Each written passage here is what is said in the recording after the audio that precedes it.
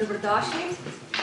Naj vas kot v dvojni vlogi, kot prodekanja za znanstveno-raziskovalno delo in doktorski študij na Ekonomski fakulteti in hkrati tudi kot vodja projekta, ki je odgovoren za to našo današnjo predstavitev, ki ima naslov v iskanju trajnostne in odgovorne potrošnje. Naj vas lepo pozdravim na Ekonomski fakulteti na naši prvi predstavitvi v okviru projekta, ki se loteva trajnostne potrošnje, trajnostne in odgovorne potrošnje, ki jo poskušamo razumeti kot takšno potrošnjo, ki je odgovorna tako do zadovoljevanja sedanjih potreb, kot do omogočanja zadovoljevanja potreb prihodnjim generacijam, tistim, ki prihajajo za nami. Pogosto v trajnostni potrošnji ločimo več dimenzij. Tista, ki je mogoče najbolj v spredju, je dejansko okoljska dimenzija, ki govori o potrošnji izdelkov, ki so odgovorni do naravnega okolja, to se pravi, ki jih je možno reciklirati, ki porabljajo manj energije, pogosto samo vrščamo tudi bio, eko in podobne izdelke. Potem je družbena dimenzija, ki se nanaša na izdelke podjetij, ki jih označujemo kot družbeno odgovorna podjetja ali podjetja, ki skrbijo za zaposlene, ki so lokalni dobavitelji oziroma ki poskušajo delati v dobro lokalne skupnosti. In v projektu si kot raziskovalni problem zastavljamo, kako pravzaprav celovito gledati na trajnostno potrošnjo, pri čemer razumemo, da je okoljski vidik tisti, ki ga največkrat vidimo oziroma ki je najbolj v spredju, želeli pa pravzaprav poudariti tudi ostale oblike in torej gledati celostno, hkrati pa tudi poudariti odgovornost različnih akterjev za to področje. To se pravi tako potrošnikov, kot podjetij, kot nosilcev javnih funkcij oziroma politik pri zagotavljanju okolja, ki dejansko omogoča trajnostno in odgovorno potrošnjo. Konkretno smo si za cilje projekta, ki je zdaj pravzaprav nekje v prvi fazi, prvo leto se nekje izteka. Gre za projekt, ki ga financira Javna agencija za raziskave in razvoj v Sloveniji, za raziskovalno dejavnost in se v tej priložnosti tudi zahvaljujem za priložnost, da lahko delamo na tem področju. Torej, ta projekt ima za cilj prikazati izboljšan makroekonomski mednarodni pogled na samo področje trajnostne in odgovorne potrošnje, mikropogled z vidika tako potrošnikov kot podjetij in hkrati pravzaprav zajet pogled, ki bo pravzaprav upošteval tako različne učinke interakcij, kot kompromisov, ki jih moramo včasih sklepati, ko želimo pravzaprav zadovoljiti interese ene ali pa druge skupine. V raziskovalni skupini smo vključeni 3 skupine raziskovalcev. Tukaj z nami so danes tudi predstavniki Inštituta za ekonomske raziskave, ki prispevajo svoja dragocena znanja na področju mikro- in makroanaliz in ekonometrije. Potem sodelujejo predstavniki Fakultete za družbene vede z področjem družbene odgovornosti in komuniciranja, to se pravi eksperti za to področje, in raziskovalci katedre za trženje z ekonomske fakultete in katedre za menedžment, da smo natančni, ki pa pokrivajo področje trženjskih strategij oziroma razumevanja vedenja potrošnikov. Toliko za en tak kratek uvod.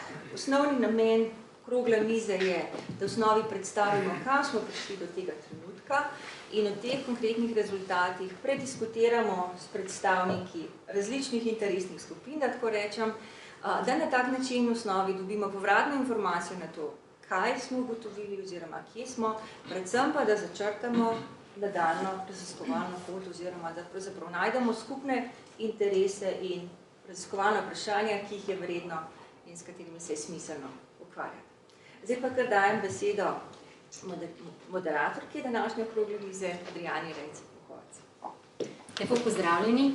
Tukaj na fakulteti sem res katedre za menedžment in organizacijo, ampak vsebinsko pa pokrivam tudi trajnostno potrošnjo, ampak bolj v delu, kaj lahko podjetja tukaj storijo, kako lahko ona ozaveščajo drugačno stanje v naši prisebnosti, naši zavesti, kako lahko z ponujanjem produktov, ki dajo možnost izbire kupcem, vplivajo na to, da se ljudje začnejo drugače vesti. In v tem projektu imam vlogo predvsem znotraj podjetij proučiti, kako z različnimi sistemi, strukturami lahko spodbudijo te spremembe. Bom pa zdaj predstavila našo okroglo mizo, udeležence in udeleženke in potem nastopajoče. Bom šla pa takole po vrsti, najprej dekleta. Čisto na levi je Gaja Brecelj. Gaja Brecelj je direktorica nevladne organizacije Umanotera, ki deluje v javnem interesu varstva okolja. Umanotera si posebej prizadeva, da bi v slovenskem prostoru, tudi v nacionalnem smislu, uresničevali mednarodno sprejete dogovore, ki so v skrbi varstva okolja. Organizirajo številne dogodke, srečanja, razprave, publicirajo, raziskujejo. Zadnja leta pa se posebej ukvarja Gaja tudi z zelenimi delovnimi mesti, pa tudi z etičnostjo potrošnikov s tem trajnostnim razvojem. Dobrodošla med nami, mislim, da bo to zanimiv pogled takole visoke predstavnice. Zraven nje sedi Mojca Suvorov. Mojca Suvorov je vodja sektorja za okoljske statistike na Statističnem uradu Republike Slovenije. Na tem uradu zbirajo, obdelujejo, pripravljajo podatke ne samo z področja okolja, pač pa tudi energetike, turizma, kmetijstva, prometa, torej zelo širok nabor podatkov. Tisti, ki Mojco poznajo, vedo, da je vrhunska strokovnjakinja na področju, ki ga bo danes tudi zastopala, to so metodološki, bom rekla, vidiki, metodološki prijemi. Vključena je bila v številne projekte, kot vodja enega od projektov je postavila pravzaprav kazalnike za merjenje trajnostnega razvoja v Sloveniji, pa tudi za merjenje blaginje. Zadnja leta si pa izjemno prizadeva za dvig energetske pismenosti v Sloveniji, in veliko projektov teče v tej smeri, da bi se Slovencev zavestilo na tem področju. Potem pa še Tjaša Ficko, ki je v sredini, podžupanja Mestne občine Ljubljana, v vsej svoji karieri vedno vpeta v odnose z javnostmi, še ko je poslovnem sistemu Mercator sodelovala in zdaj pač na mestni ravni. Je v kabinetu župana odgovorna prav za področje odnosov z javnostmi in je tudi nosilka projekta, katerem je Ljubljana tako zelo uspela, to je to, bom rekla, zeleno mesto in je, kot veste, Ljubljana zelena prestolnica Evrope 2016. Kot izkušnje z tega področja nam bodo zelo dragocene, pa tudi razumevanje Ljubljančanov, kako so v teh pobudah sodelovali. Zdaj pa še fantje, v okrogli mizi, tukaj levo je Rajko Dolinšek. Rajko Dolinšek je skupaj z ženo Olivero Bačovič Dolinšek ustanovil in tudi vodi podjetje Informa Eko. Vse življenje v svoji karieri bil nekje interdisciplinarno vpleten kot pobudnik, komunikator, veliko tudi tržensko komuniciral, predavatelj tudi na Londonski šoli za odnose z javnostmi, številne članke napisal, vse pa gre v smeri povečevanja ali pa spodbujanja učinkovite rabe energije pri potrošnikih in preko podjetij in različnih akterjev v Sloveniji, tudi na drugih nivojih. Tako da je vodja programskih številnih zanimivih projektov, nekateri so prejeli tudi nagrade, ne omenim denimo projekt Porabi manj, kjer je Informa Eko dobila nagrado, mi smo jo rekli Evropska nagrada za družbeno odgovorne prakse.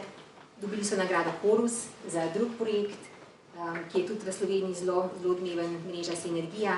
Sicer pa vodijo Reus, to gotovo številni poznate, na raziskavo o energetski učinkovitosti Slovenije, pa tudi številne druge projekte, Energija si porabi manj in tako. Skratka, zelo zanimive pobude s komunikacijo in zgledom in s povezovanjem različnih akterjev. Tukaj je Miha Mermal, vsa leta že v BTC-ju, najprej kot komercialist, zadnja leta pa direktor poslovne enote Emisija Zeleno. Vse, kar se v BTC-ju v enem najbolj intenzivnih potrošniških centrov v Sloveniji dogaja, skuša Miha nekako balansirati tudi z inovativnimi prijemi, z inovativnimi projekti v smeri večje trajnosti, večje skrbi za okolje in tudi z inovativnimi rešitvami iskati sinergije med trajnostnim vidikom poslovanja BTC-ja in čist poslovnim vidikom poslovanja BTC-ja, kar je gotovo tudi za podjetja zelo zanimiva iztočnica, kako oba vidika povezati. In tukaj levo je še dr. Peter Kukovica, član uprave podjetja Gorenje od aprila 2014, pa tudi prej že v vlogi svetovalca upravi. Sicer pa izjemno izkušen iz realnega sektorja, kot radi rečemo, nabiral številne izkušnje kot sistemski analitik, potem pa kot vodja in direktor različnih funkcij v podjetjih, kot so Nissan Adria, Iskra, MIS, pa kasneje v ACH-ju, v AMZS in tako naprej. Hkrati pa vpet tudi v družbeno delovanje, kot sam nekoč aktiven športnik, atlet, je vodil fundacijo za šport, oziroma bil v vodstvu fundacije za šport, pa tudi pri Atletski zvezi Slovenije. Po drugi strani, kot sam zdaj pravi, nečem zdaj izključen, ampak nabral ogromno izkušenj kot član nadzornih svetov, kot predsednik nadzornih svetov, pa tudi v drugih vlogah, kot predavatelj na fakulteti.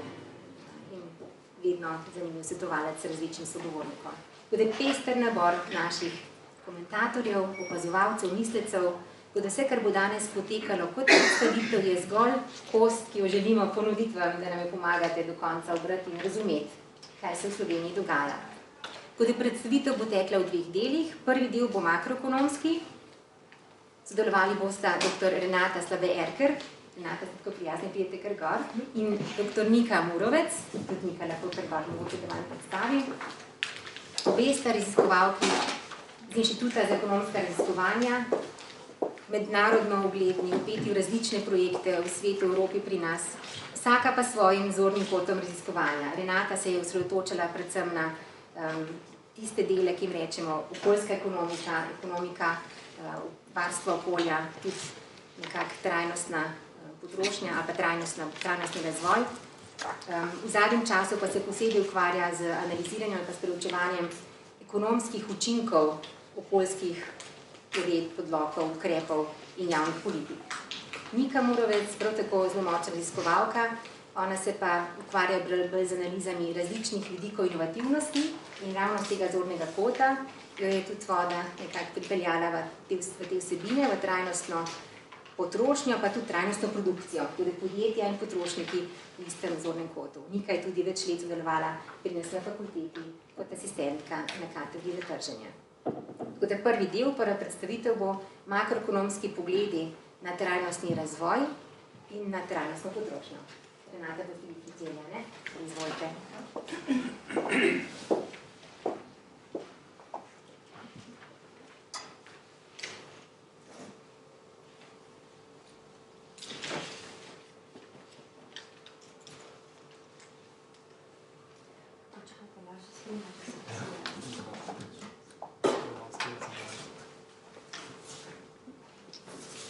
Sjedo, prva vrsta, da bomo pol prvi, pa se balda.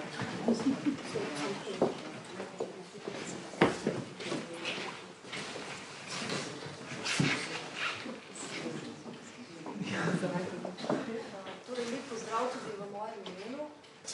S kolegico Niko Murovec bova predstavili makroekonomski pogled v problematiko te okrogle mize. Sama se bom posvetila meram trajnostnega razvoja, kolegica se bo ukvarjala z indeksom trajnostne potrošnje, ki je bil razvit posebej v okviru tega projekta z namenom, da zapolni vrzel v merah, ki jih do zdaj še ni bilo.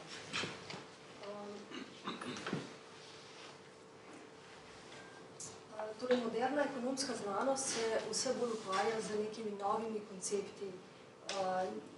Ne govorimo več toliko o konkurenčnosti, o gospodarski rasti, ampak se vse bolj uveljavljajo recimo koncepti, kot so sreča, zadovoljstvo, blaginja, trajnostna potrošnja, trajnostna produkcija, ki mogoče seveda iz ekonomije posegajo še na druga področja, družboslovna zlasti. In vzporedno s tem, ko se razvijajo te koncepti, se seveda razvijajo tudi analitična orodja za njihovo merjenje.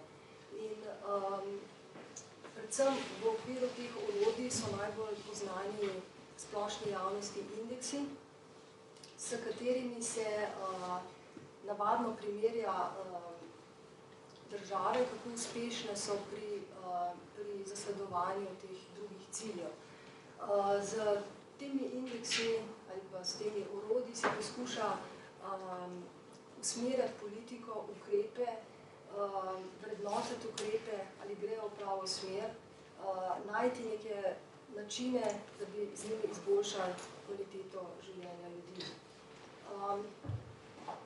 Torej, klasični meri gospodarske rasti, to je bruto domačemu, ali ekonomske aktivnosti, bolje bruto domačemu proizvodu, se priključujejo številni novi indeksi, o katerih bom jaz danes govorila, in pa tudi indeks trajnostne potrošnje, ki se v bistvu osredotoča na perspektivo posameznika. Vsi ti indeksi so namenjeni predvsem temu, da bi pogledali na na blaginjo kot celoto, ne na blaginjo zgolj kot na gospodarsko rast, ampak da bi gledali tudi zdravje ljudi, okolje, kultura, njihove odnose, osebne aktivnosti in podobno. Teh mer razvoja je zelo veliko. In ko da se jih morda pokategorizirati v tiste, ki imajo poudarek na okoljski komponenti, tiste s poudarkom na družbeni komponenti in tiste, ki so uravnoteženi z vidika družbenih in okoljskih dejavnikov. V ta namen smo mi izbrali 4 indekse, ki so nekako bolj znani v javnosti in ki imajo tudi podatke za zadnja leta. Nažalost je to šele leto 2012 in da so na razpolago te podatke tudi za večino evropskih držav. Zbrali smo torej 28 evropskih držav, potem smo jim dodali Novo Zelandijo kot državo, ki ne bi bila nekako na podobni gospodarski razvitosti kot Slovenija, Singapur in ZDA kot državi, ki sta gospodarsko bolj razviti pa v drugih regijah in vse te številke so pa pravzaprav rangi, se pravi, kje se posamezne države pri posameznih indeksih uvrščajo. Torej, od teh indeksov, ki imajo poudarek na družbeni komponenti, smo zbrali indeks človekovega razvoja, ki je pač najbolj znan in vključuje poleg zdravja še izobraževanje, dohodke. Potem je bil Social Progress Index, ki se usmerja na posameznika, na njegove potrebe in možnosti za njegov razvoj. Potem je Legatum Prosperity Index, ki vključuje 8 podindeksov in vključuje indikatorje, ki so tako subjektivni kot objektivni. Recimo, poleg zdravja je to še recimo varnost, osebna svoboda, izobrazba in podobno. In potem je še Where to be born indeks, ki se pa nanaša na to, kako v bistvu, kakšno je življenje v posameznih državah, kje so pogoji taki, da bi bila v bistvu blaginja ali pa kvaliteta življenja boljša. Za zeleno barvo smo označili tiste rezultate, tiste uvrstitve, ki so najboljše, recimo najboljših 5 in za vijolično najslabših 5. Slovenija je malce obarvana in vidimo, da se uvršča nekako pod povprečje pri vseh teh družbenih indeksih. Zdaj, za to, da bomo sploh kaj videli, ker so številke so majhne, izločimo vse tiste države, ki so nekako na sredini in pustimo samo tiste, ki so recimo, ki so najboljše in najslabše in pridemo potem do te slike. Kjer se vidi lep vzorc, da pravzaprav tiste, za primerjavo smo dali zraven še bruto domač proizvod. Se pravi, tiste države, ki dosegajo najboljše uvrstitve, so pravzaprav iz skandinavske regije, iz par zahodnoevropskih držav, Irska, Nizozemska in Nemčija, in pa vse 3 države, ki smo jih dali zraven za primerjavo. Medtem ko pri najslabše se površčajo Baltske, Latvija, Litva, iz srednje Evrope, Madžarska, Poljska, 2 države iz južne Evrope, 2 iz jugovzhodne Evrope, zanimivo Luksemburg, ki ima bruto domač proizvod najvišji v Evropi, to je okrog $100,000 per capita, kar je dosti zanimivo. Potem druga skupina so tisti indeksi, ki imajo poudarek na okolju. Izbrali smo ekološki odtis, ki meri površine za proizvodno okoljskih virov in absorpcijo odpadkov. Potem zbrali smo Environmental Performance Index, ki meri dosežke na področju okoljske politike in indeks pristnega varčevanja od Svetovne banke, ki varčevanje zmanjša za degradirani kapital. In pa zelo zanimiv se nam je zdel Good Country Index, ki pa meri, kako se država obnaša, kako svojim obnašanjem in svojim politikam vpliva ne na svojo državo, ampak na svet okoli sebe. kako lahko izboljša planet. Kot vidimo, je spet Slovenija nekje pod povprečjem, razen pri okoljskih politikah, kar je po svoje razumljivo, se sprejemamo vendarle evropsko okoljsko zakonodajo. Je pa res, da smo z nekimi drugimi raziskavami ugotovili, da implementacijski deficit teh okoljskih politik je pa strašno velik, tako da to ne pomeni veliko. No in če gremo po podobnem principu kot prej, pridemo pa do take slike, ki pa ni zdaj tisto zeleno-vijolično, ampak je že malce mešana. Mi si razlagamo to tako, da so pravzaprav te metodologije zelo različne. Ene temeljijo na kapitalu, ene na nacionalnih računih, ene na okoljskih politikah in zato pravzaprav med zelenimi vidite tudi par vijoličnih oznak. Spet so pa seveda boljše skandinavske države in recimo med baltskimi je tu Estonija, potem zahodna Evropa, spet Irska in Nizozemska, no in potem pa med tistimi, ki smo jih pa dodali, je pa pravzaprav tu samo Nova Zelandija. Medtem ko države jugovzhodne Evrope, Bolgarija, Romunija, Hrvaška, ki imajo pravzaprav zelo nizek bruto domač proizvod, dosegajo nizek ekološki vtis, kar je pravzaprav logično, z nizkim razvojem. Recimo, do neke mere manj obremenjuješ okolje. In zanimivo je, da pravzaprav države lahko pri enem indeksu dosegajo ekstremno eno smer, pri drugem indeksu pa ista država ekstremno drugo smer. In podobno je tudi, če gledamo te države, ki se najslabše uvrščajo. Spet so tu neke baltske, zahodne evropske, Belgija, Velika Britanija, Portugalska, nekaj držav iz srednje in južne Evrope. No in najbolj zanimivo je to, da sta tu pravzaprav tudi Singapur in ZDA z visokim gospodarskim razvojem, pa vendar z visokim ekološkim vtisom. Potem smo vzeli pa še dva indeksa, ki uravnoteženo obravnavata okoljsko in družbeno komponento. To je Happy Planet Index, ki vključuje ekološki vtis, potem subjektivno merjeno kvaliteto življenja, ko ljudi vprašajo, kako ocenjujejo življenje in pa pričakovano življenjsko dobo kot objektive kazalce. In pa Sustainable Competitiveness Index, ki pa konkurenčnost prilagodi še za okoljsko in družbeno dimenzijo. Slovenija spet nekje na 19. mestu, 18. se pravi spet pod povprečjem in spet so med najboljšimi skandinavske države, zahodnoevropske in pa recimo Nova Zelandija. Medtem ko med temi, ki se najslabše uvrščajo ponovno baltske, države iz srednje Evrope, iz južne in jugovzhodne, in zanimivo spet Luksemburg, se ne uvršča dobro, recimo, pravzaprav na zadnje mesto po Happy Planet Indexu.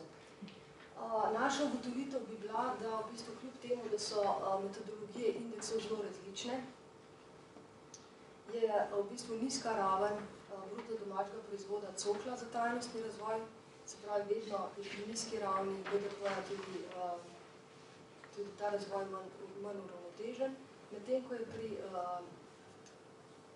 pri visoki ravni ni popolnoma samoumevno, da je tudi visoka trajnost. To smo videli na primeru ZDA, Singapurja in Luksemburga, ampak dejstvo je, da te države imajo izjemno visok bruto domač proizvod. Recimo tiste države, ki so za nas že zelo dobre, pa imajo okrog 40.000 dolarjev per capita, še vedno dosegajo trajnost sorazmerno temu razvoju. Potem se pa nekaj zgodi, zaradi česa začne trajnost ne upadati, ampak ne narašča več toliko, kot bi pričakovali. Še bolj različne so bile metodologije okoljskih indeksov, zato so nekatere države, pravzaprav iste države, se lahko pojavljale v dveh skrajnostih, recimo Bolgarija, Hrvaška in Romunija, ki so imeli nizek ekološki vtis, ampak recimo slab indeks okoljskih politik. To je bil en tak širši okvir z moje strani, zdaj bom pa predala besedo kolegici. Pozdrav vsem še z moje strani. Jaz se bom osredotočila na trajnostno potrošnjo gospodinjstev in pa na indeks za njeno merjenje, ki smo ga razvili v okviru projekta. Ugotovili smo, da v merah trajnostnega razvoja, ki jih je Renata prej predstavila, trajnostna potrošnja gospodinjstev ni ustrezno vključena. Nekatere od teh mer se sicer posredno dotikajo posameznih aspektov trajnostne potrošnje gospodinjstev, ni pa nekega celovitega indeksa, s katerim bi lahko spremljali, primerjali različne komponente trajnostne potrošnje gospodinjstev med državami. Poleg tega je dejstvo, da potrošnja gospodinjstev narašča in zato kljub temu, da sicer posamezno gospodinjstvo gledano ima seveda majhen vpliv, zanemarljiv vpliv, da sumarno potem pomen trajnostne potrošnje gospodinjstev narašča. No, iz tega razloga smo se odločili, da bomo pač skušali razviti nek indeks, s katerim bi to lahko spremljali. Zdaj, če pogledamo, kaj trajnostna potrošnja gospodinjstev sploh je, kako je definirana, ne bom šla v podrobnosti, smo danes že slišali okoljski vidik, seveda, ki je najbolj izpostavljen, ampak poleg tega tukaj imamo eno bolj razpoznavnih definicij okrogle mize v Oslu. Vidimo, da omenjajo tudi ekonomski vidik, ki se skriva nekako v tem zadovoljevanju osnovnih potreb, o katerem je govora. In potem tudi družbeni, socialni vidik se govori poleg sedanjih tudi o prihodnjih generacijah.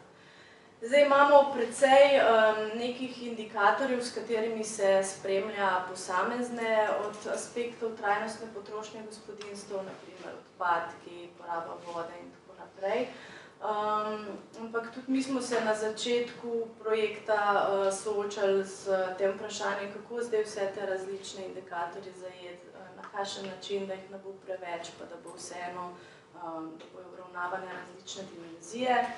No, v pomoč pri tem nam je bilo predvsem dvoje vodil pri tej izbiri spremenljivk, in sicer so najprej tukaj UNEP-ove smernice za trajnostno potrošnjo in proizvodnjo, potem pa še en bolj metodološki, in sicer OECD-jev priročnik za konstrukcijo indeksov. No, na podlagi teh vodil smo potem oblikovali nek proces izbora spremenljivk v ta naš indeks, je predstavljen tukaj v sliki. In sicer najprej smo izbrali spremenljivke, ki izhajajo iz ciljev strategije trajnostnega razvoja Evropske unije in ki so tudi, ki jih merijo neke ugledne mednarodne baze podatkov. Potem seveda v skladu z našim ciljem smo izločili tiste spremenljivke, ki ne merijo trajnosti potrošnje gospodinjstev. Izločili smo, da ne bi imeli prevelikega nabora spremenljivk, tudi tiste spremenljivke, ki so že bile zastopane pač z neko podobno oziroma korelirano spremenljivko. V skladu z OECD-jevimi priporočili smo izločili tudi spremenljivke, ki merijo inpute v trajnostno potrošnjo. Ta priporočila namreč pravijo, da naj indeksi ne bi istočasno vsebovali tako inputov kot outputov. Naš indeks je torej output oziroma outcome indeks. Izločili smo tudi spremenljivke, ki so določene s strani institucionalnega sistema. To zaradi tega, ker na ta način ne bi dobili nekih realnih rezultatov, primerljivih rezultatov. Če povem primer, na primer brezplačno šolstvo v tistih državah, ki imajo takšen sistem, seveda ne moremo primerjati izdatkov gospodinjstev za šolstvo z nekaterimi drugimi državami. Tako da smo v takem primeru uporabili na primer delež ljudi z ustrezno izobrazbo. Potem pa so tu še čisto tehnični kriteriji, kakor je zadovoljiva pokritost držav in pa razpoložljivost podatkov. Vzeli smo leti 2005 in 2010 in to zaradi razloga, ker so to pač zadnji podatki v strukturi potrošnje, ki so bili in ki so še vedno v tem trenutku dostopni. Na podlagi tega procesa smo prišli do 17 spremenljivk, ki smo jih potem vključili v naš indeks. Če pogledamo na hitro, vidimo, da tukaj imamo zdravja, kulture in drugih socialnih spremenljivk, ki pokrivajo socialno dimenzijo, in na koncu imamo še ekonomsko dimenzijo, kot je na primer stopnja varčevanja, materialno pomanjkanje. Indeks smo potem oblikovali s pomočjo eksploratorne faktorske analize. Na podlagi faktorske analize smo tudi ustrezno otežili vse te spremenljivke, potem pa uporabili še agregacijo in na koncu izračunali naš indeks za 28 evropskih držav. Tukaj imamo spet predstavljene range in na podoben način kot prej. Imamo primerjavo z bruto GDP-jem per capita, potem pa imamo indeks za leto 2005 in za leto 2010. Spet z vijolično so pobarvane najslabše uvrščene države, z zeleno barvo pa najboljše. Slovenija je spet nekoliko pod povprečjem, po GDP-ju se uvršča na 16. mesto od 28. Za leto 2005 smo uvrščeni po HSCI, našem indeksu, na 15. mesto. Kar je zanimivo, pa tu vidimo do leta 2010 velik padec Slovenije za kar 5 mest in v bistvu to predstavlja največji padec med vsemi proučevanimi državami. Če pogledamo spet le najboljše uvrščene in najslabše uvrščene države, podobno kot prej vidimo tukaj Švedsko kot predstavnico skandinavskih držav in pa večino držav Zahodne Evrope. Vidimo tudi, da so te države večinoma dobre tako po GDP-ju, kot tudi potem po trajnosti. Po našem indeksu je sicer na prvo mesto v obeh letih uvrščena Nizozemska. Nekoliko tukaj izstopa še Irska, ki je po GDP-ju sicer na drugem mestu, po trajnosti pa ni tako zelo dobro uvrščena. Na drugi strani pa imamo med najslabšimi vse 3 baltske države in pa države jugovzhodne Evrope. Če še jaz nakratko povzamem ugotovitve tega dela, torej tudi pri našem HSC indeksu smo ugotovili pozitivno korelacijo z BDP-jem na prebivalca. Poleg tega smo preverili tudi korelacijo in spet ugotovili pozitivno korelacijo z kvaliteto življenja. Zdaj, taka jasna korelacija z nekimi uveljavljenimi, drugimi uveljavljenimi merami priča v bistvu o pojasnjevalni moči indeksa, ki smo ga razvili in je bila tako za nas neke vrste potrditev. Druga zanimiva ugotovitev je pa ta padec Slovenije, ki sem ga omenila prej. Zdaj, seveda nas je zanimalo, kaj so razlogi za takšen padec. In ko smo pogledali podatke, smo videli, da je v bistvu en od največjih razlogov so healthy life years oziroma leta zdravega življenja, ki so precej padla v tem obdobju. O tem je bilo tudi že kar nekaj razprav, zakaj je to v Sloveniji tako upadlo. Da bi lažje razumeli, mogoče razložim, da je ta indikator sestavljen v bistvu iz 2 dimenzij. Ena so pričakovana leta življenja, to je objektivna precej dimenzija, medtem ko druga je pa subjektivna in gre za anketni podatek o tem, kako obirane se ljudje počutijo. Tako da smo predvidevali, da verjetno med krizo je ta občutek ljudi za stisko narastel in se je to odrazilo tudi temu podatku.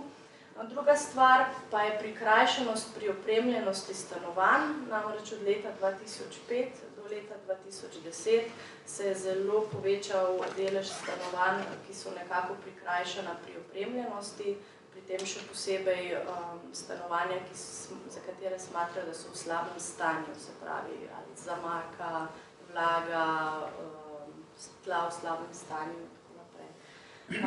Toliko nakratko od naju z Renato, zdaj pa me v bistvu zanima, kakšna so še komentarji drugih na te rezultate. Hvala lepa, Renata, nekaj z vas pa kar vabim, da se usedemo tukaj nazaj, po potrebi bomo še prosili za kakšno prizornico, a ne? jo vrnete. Za začetek bom uporabila en stavek, vaš Mojca Soborov, tako prikladno se mi zdi, ste rekli. Za načrtevanje razvoja prihodnosti moramo razumeti podatke, s katerimi razlagamo sedanjost. A bi lahko iz enega in drugega dela predstavitev z obeh, a bi lahko večkrat skušali nam pomagati razumeti te podatke, ki opisujejo sedanjost, sicer zdaj v preteklosti, in kako naprej?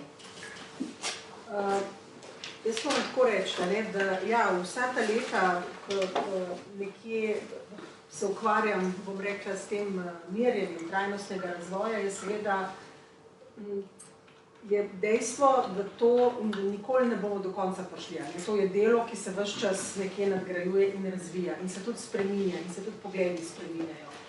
Zdaj, na nek način, bom rekla, statistična skupnost je, ne samo slovenska, ampak tudi širše, ni zelo naklonjena indeksom, oziroma njim rečemo pač sestavljeni kazalniki, kar pomeni, da imamo, zdaj smo tukaj videli v tem 17 kategorij, in potem jih utežimo in potem se nekaj spremeni in mogoče se spremeni nekaj, kar ni tako zelo pomembno, pa se to odrazi na končnem rezultatu. Notor se pa skriva ena stvar, ki pa je mogoče bolj pomembna, pa ostane skrita, ker je pač zapakirana v ta paket 17 kazalnikov.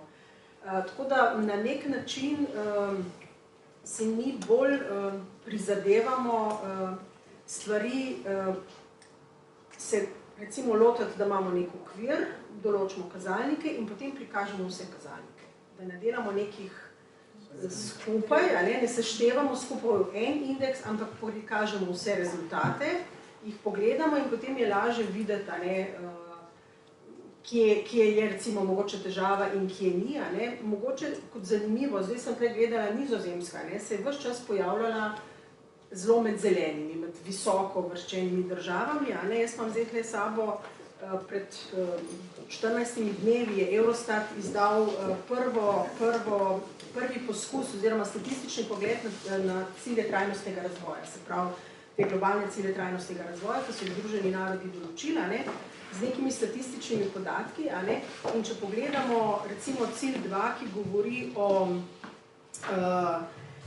recimo izkoreninjenju lakote, sicer in se zelo dotika zemlje, kako uporabljamo našo zemljo. In so tukaj določili 3 kazalnike, se pravi površine pod ekološkim, kjer se pač ekološko kmetijstvo vrši, bilanca dušika, se pravi koliko dušika vnašamo v zemljo, in pa gostota živali na hektar, in prav pri vseh 3 kazalnikih je Nizozemska na samem repu. Se pravi, popolnoma neodgovorno se obnašajo se pravi, povzročajo emisije skozi rejo živali, vnašajo dušik v zemljo in tudi površin pod ekološkim kmetijstvom imajo, recimo, so popolnoma na repu 3.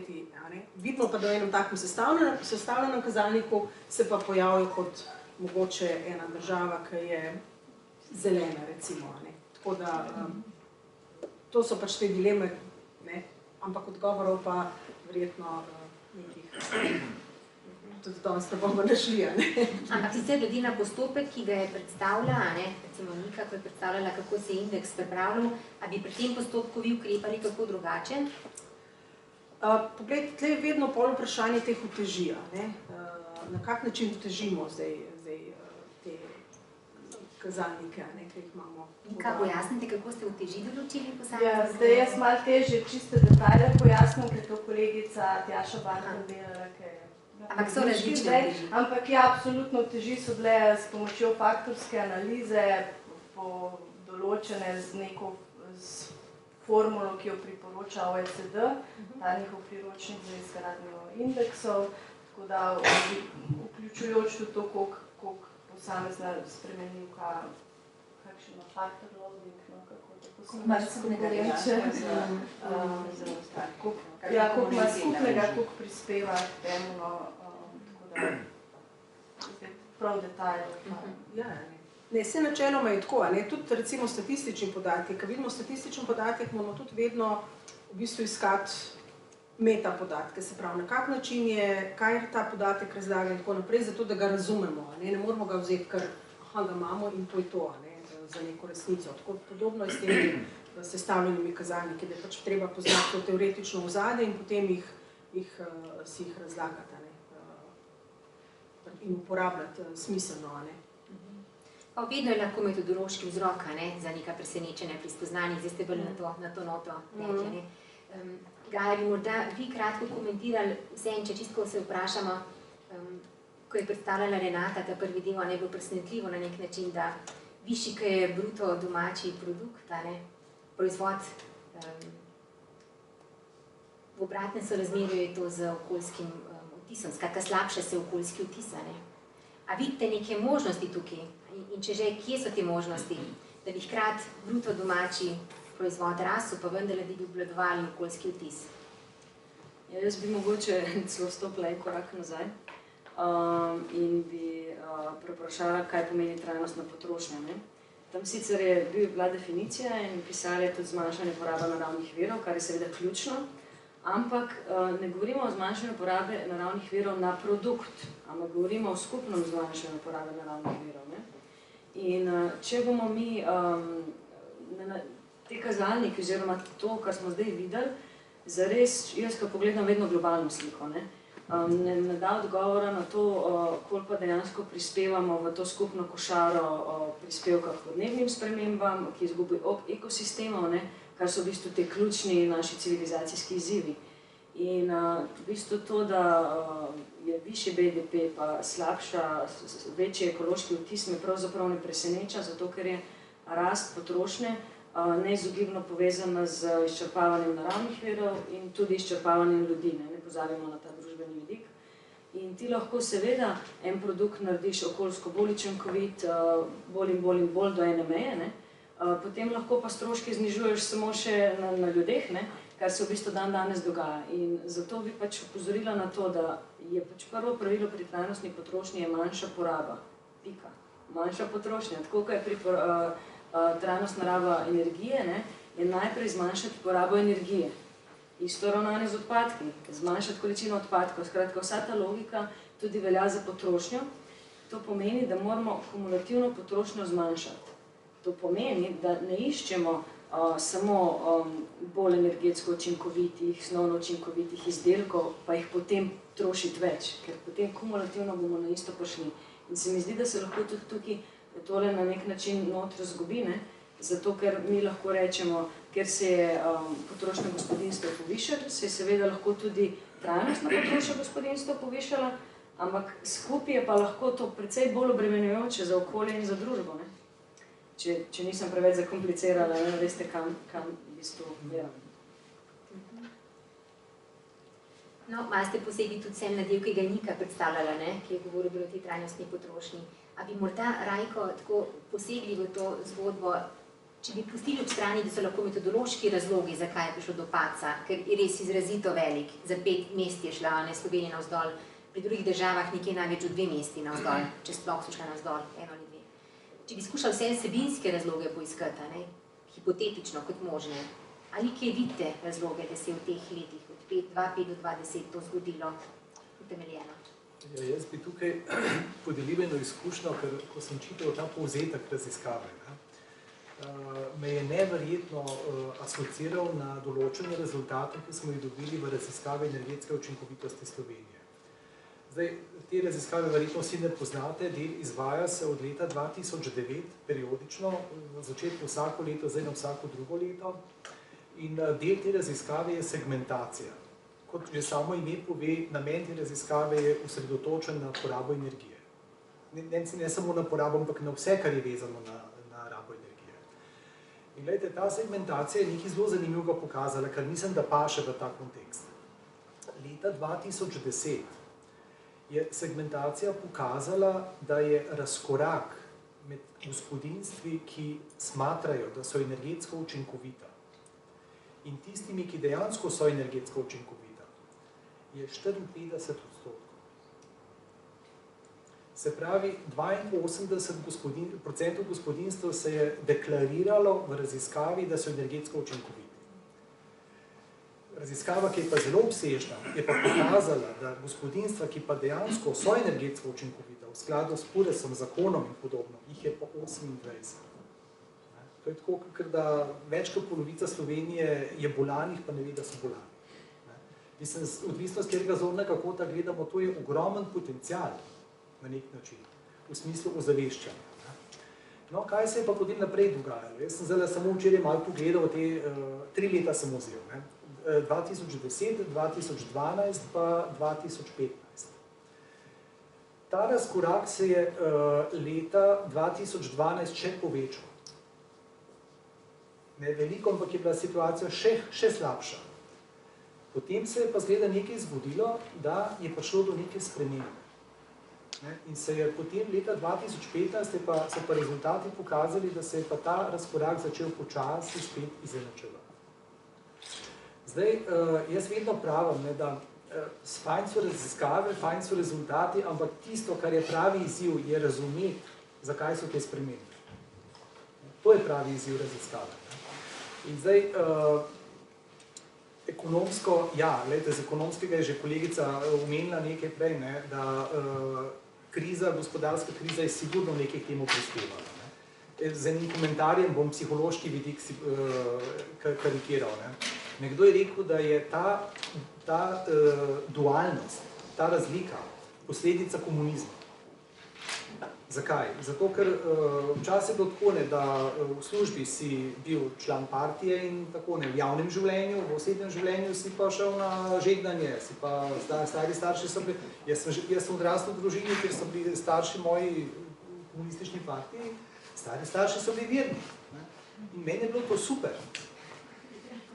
Ja, je super. Zakaj? Zato, ker sem imel priliko v svojem lastnem življenju kot otrok videti eno in drugo in postopoma zavzeti stališče do enega in do drugega in si ustvariti neko svoje mnenje. Dobro. Recimo en vidik, ki ga pa jaz, kot si vprašala, kot razlog vidim, da moja osebna izkušnja je, da sem recimo v letu 2013, to je pa zdaj zelo osebni vidik, je, da sem dejansko doživel eno spremembo v zavesti. Jaz ne vem, če je to kdo od vas tudi registriral, ampak nekako to leto pa ni bilo vplivano z ne vem kakšnimi, ampak enostavno sem začutil, da se nekaj v moji zavesti dogaja drugače, kot se je prej. Seveda so potem tudi to bi bila lahko diskusija sama za sebe, ampak hočem to reči, da ta globalistični pogled, ker jaz mislim, da zdaj živimo v času, ko se zavest na intenzivnejše razvija. Kljub vsem tem težavam, s katerimi se soočamo, na političnem, ekonomskem, kateremkoli vidiku. Če pogledamo čist notranje razvoj zavesti, jaz mislim, da je fenomenalen razvoj v zadnjih letih. Jaz ga osebno doživljam, osebno ga čutim. In gledajte, dal bi pa samo še en stavek. Trenutno čitam eno knjigo, mogoče vi že poznate, Zdravilni kodeks. Koliko je znana? Meni je zelo zanimiva. Napisala ste jo 2 zdravnika, ne bom šel v vsebino knjige, ampak ena raziskava iz te knjige. En od teh zdravnikov, ki sta oba imata, mislim, da svojo osebno prakso, je paciente spraševal, če vejo, če se zavedajo, kaj delajo narobe. In je ugotovil, da dobesedno 100% ljudje vejo, kaj delajo narobe. Se zavedajo. Ne vem, koliko se ne spomnim številke, je enega samega, en sam je tega ni vedel, ki je imel pa diagnozo šizofrenika. Ampak je rekel, problem je v tem, da ljudje ne delajo tega, kar vejo, da bi morali delati. In zdaj te vzroke raziskovati, je pa po mojem treba še precej širše. Jaz mislim, da moja osebna izkušnja je, da je treba iti tudi na področje razvoja zavesti, osebne zavesti, notranje zavesti. A bi lahko to vprašanje še malo vsem pogreli? Malo predolg sem bil. Nič hudega. Peter, recimo, kako bi vi zdaj to skušali razumeti? Tako veliko podjetje ima veliko opravka s končnimi potrošniki, s gospodinstvi, konec koncev proizvajate produkte, ki so ravno tisto, kar je Nika rekla, kar očitno manjka v nekaterih gospodinstvih, a ne tako po anketi. Pojasniti padec iz 2,5 na 2,10. A je to možno in če da, zakaj? Ja, jaz bi najprej se zahvalil za povabilo, hvalil to prezentacijo kolegic. Zelo široka tematika, lahko zelo interdisciplinarno obarvamo. Jaz bi se bolj dotaknil, bom rekel, z vidika gospodarstva. Namreč Gorenje kot tako je res vpeto v gospodinstva, seveda posledično, namreč proizvajamo produkte, s katerimi se v kuhinji, v stanovanju srečujemo iz dneva v dan. Seveda so takšne raziskave zelo pomembne in potrebne, preden se v skupini Gorenje odločamo ali na razvojnem delu ali pa potem na poslovnem delu, kako narediti korak naprej. Vsako tako analizo je seveda potrebno razumeti, iti v globino, ker namreč zelo hitro lahko zgrešiš, kakšni so trendi v bodoče. Zdaj nekatere trende podjetja, tukaj tudi Gorenje, ko dobi določene nagrade ali za dizajn, ali za, ne vem, energijsko uspešnost in podobno, tudi sam trasira neke trende v bodoče.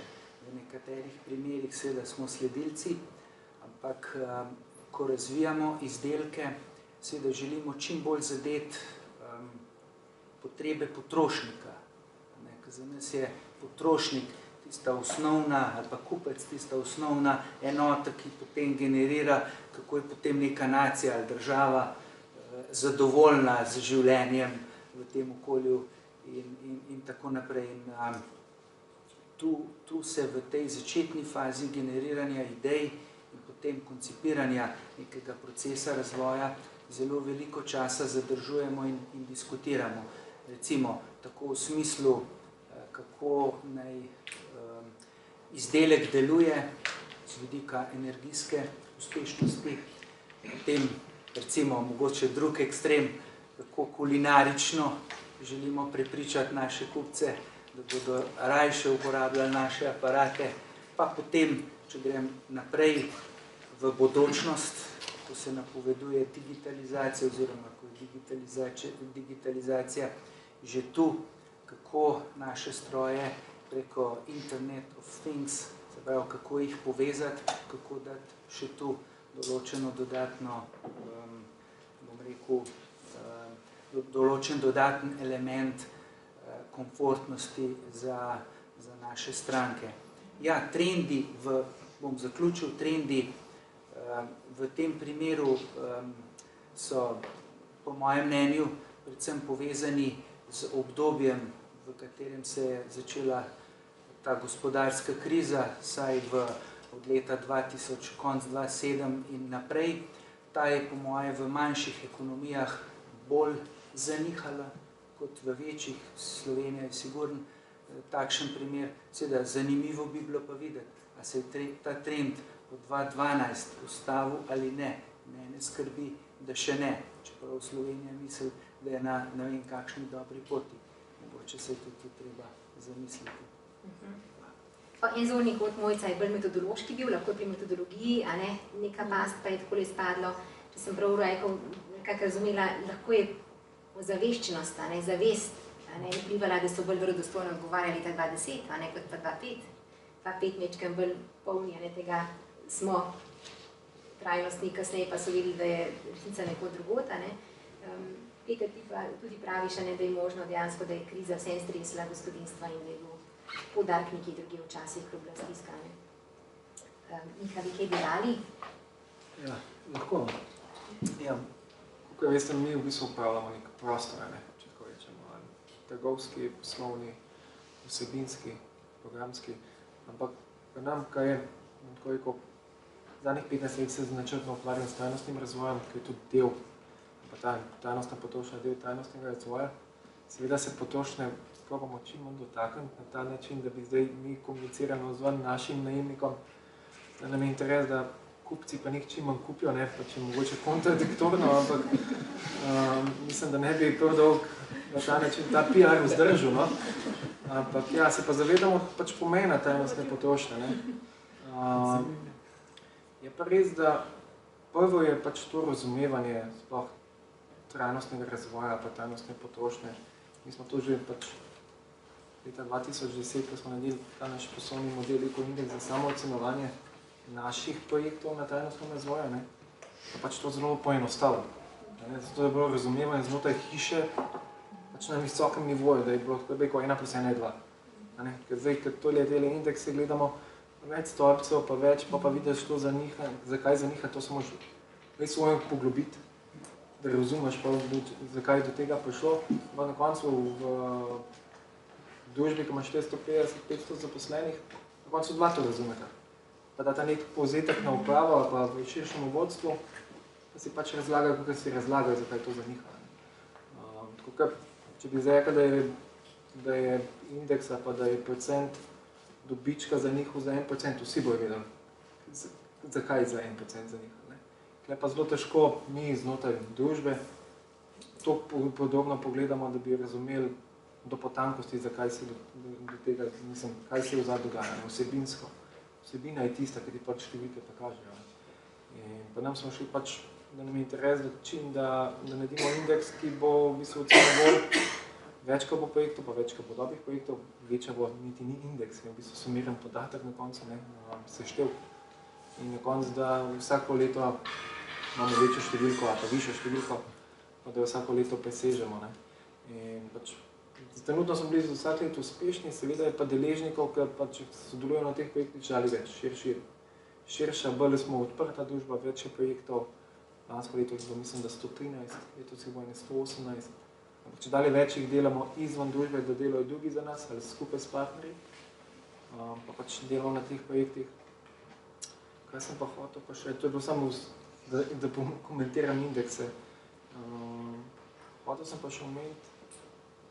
A bi rekli, da je možno, da se je ta zavest jačala, kaj je trajnostno obnašanje gospodinjstev, da pa niso mogli slediti temu, kar je prav, z investicijami vsem tem. A je možno, da se jača ta zavest, da je bolj verodostojno o tem. Sigurno že na državni ravni, kaj se investicij tiče. Ja, tako na ravni gospodinjstev. Sigurno, se je zavest bila zelo potrošniško, smo imeli vsi v glavi, da imamo vsi vse zapreti močničke. Ne glede na to, da plačo, ki si jo dobil, vsaj v večini, ki jaz poznam, ni toliko zanihala, koliko je pol se zanihal v takih indeksih. Dejansko tudi mi znotraj našega nakupovalnega središča se je videli, da so ljudje dejansko začeli manj trošiti. Ne pomeni, da so bili bolj trajnostni na tem področju, ampak da so mogoče tudi trošili nakupovalna košarica, zneskovno se je zmanjšala. Zato je po definiciji ga je točno to, trajnost.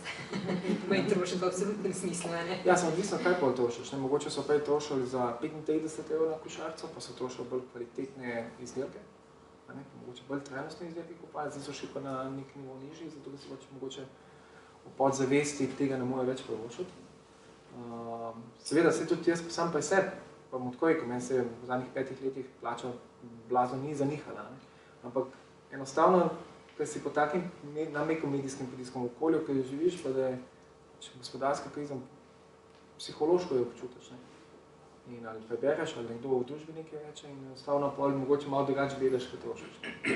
Ampak mislim, da nekaj sem hotel še dodati, pa sem zdaj pozabil. Se bomo imeli pol še en krog po drugi predstavitvi. Mogoče sam še za zaključek, Jaša, bi lahko vi rekli, kako vidite vlogo v vašem konkretnem primeru, bo to zdaj občina, vlogo občine, kako bi pa šli nekaj do višjega vlogo države pri krepitvi trajnostnega obnašanja gospodinjstva? Tako je bilo tudi vseh deležnikov, ampak zdaj to vprašanje, ki je bilo v sami zavesti, jaz verjamem, je bilo povedano, da nekako, jaz tudi čutim to spremembo. Jaz mislim, da smo ljudje kot potrošniki, kot državljani, danes bolj ozaveščeni, kot smo bili v preteklosti. Morda smo tudi zato bolj kritični. Pa nekoč bilo, ali ste družbeno odgovorni, pa smo si rekli ja, tako lepo. Pa ko začne človek malo gledati, to je tisti efekt ogledala, pa je mogoče rezultat drugačen, pa ne zato, da bi lagali, ampak zato, ker je enostavno bilo premalo znanja. Ali ste zeleni, ja, vsi smo radi zeleni, pa smo rekli, ali preveč potrošite in zapravljate, kupujem sem kar rabim. Ok, dokler nekdo mi mogoče malo gledala ne postavi, pa me kaj ne vpraša. In zdaj v zadnjih letih je bilo res toliko debate na to temo, toliko ogledal nastavljenih, da absolutno jaz verjamem, da ljudje se zavedamo. Se pravi, tista črna pega, ko sploh nismo vedeli, da delamo narobe, smo se premaknili do tega, da vemo, da stvari lahko delamo drugače in lahko delamo bolje. Prej je bilo rečeno glede tega najprej zmanjšati. Seveda, tudi v tej zero waste strategiji, kjer smo, se vse začne reduce najprej, pa pol reuse, recycle, najprej zmanjšati. In jaz se spomnim, nekaj let nazaj smo bili na eni mednarodni konferenci, kjer se je organizator zelo lepo pohvalil, tako smo imeli predstavitvene brošure, ki se je videli, da so iz enega okolju prijaznejšega materiala in je bilo na zadnji strani napisano, ker smo to natisnili ekološko, smo prihranili, pa bom zdaj rekla na pamet, 7000 dreves smo obvarovali na ta način. In je tam prišel, in to smo imeli tako brošurice in ogromno brošure bilo tako odzadaj in pride pol glavni govorč, vsi smo pričakovali, kaj bo povedal gost. In na to žalost tega organizatorja je ta gost zelo cinično rekel, lepo, ste prihranili 7000, zakaj pa jih niste še 100-krat več natisnili, ka bi prehranili še 100-krat več dreves. Tako da pol začne človek, ja pa zdaj smo se trudili, pa to zdaj nas pa tako poklopne, ampak pol začne človek razmišljati, a ja, mogoče pa bi res, lahko ne vem, v elektronski obliki razdelili te informacije.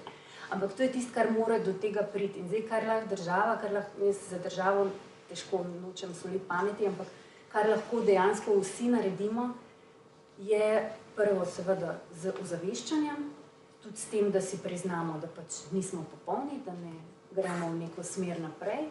A lahko na občino greste, konkretno vlogo občine? Pri nas, recimo zdaj, če gledam zadnje leto, ko smo zelena prestolnica Evrope, se je zelo veliko zgodilo in predolgo trajalo, bom zelo kratko skušala to povedati, ampak najprej tisto, kar se dogaja doma. Recimo, mi imamo zelo banalno predmestno hišo, imamo infotočko, imenuje se Zelena točka zate, kjer smo v letošnjem letu pripravili več kot 620 dogodkov, pa še ni konec leta. Se pravi, tam smo imeli približno 30 000 ljudi.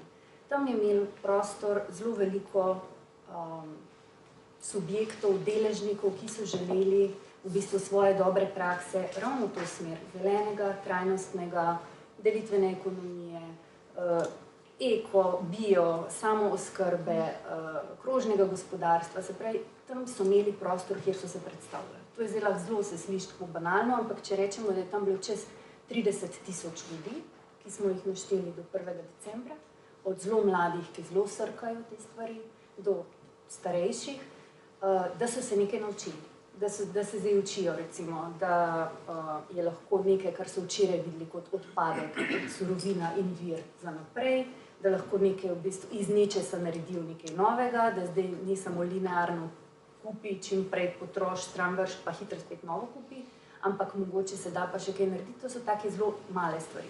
Druga stvar je to, kar smo mi pridobili v mednarodnem okolju, za tem nazivom. Mi smo vedeli, da je projekt pomemben, da bomo nekako se umestili na ta evropski zemljevid zelenih mest, ampak nismo pa vedeli, da bo naš glas v tujini tako slišan, kot je. In je slišan zelo. In to pomeni, da lahko mi spet te prakse, ki so, širimo naprej, izmenjujemo z drugimi mesti. Se pravi, mesto lahko naredili na zelo mnogih nivojih zelo veliko. Nekaj s tem, da samo pokaže z dobro prakso, bodi se na področju, ne vem, to, kar recimo naše javno podjetje Snaga dosega, jaz verjamem, da so podatki, na katere smo lahko ponosni, pa pustimo to. Včasih se mi zdi, da ko se pohvalimo, pa zelo hitro prije nazaj, ja, tega pa tega niste naredili.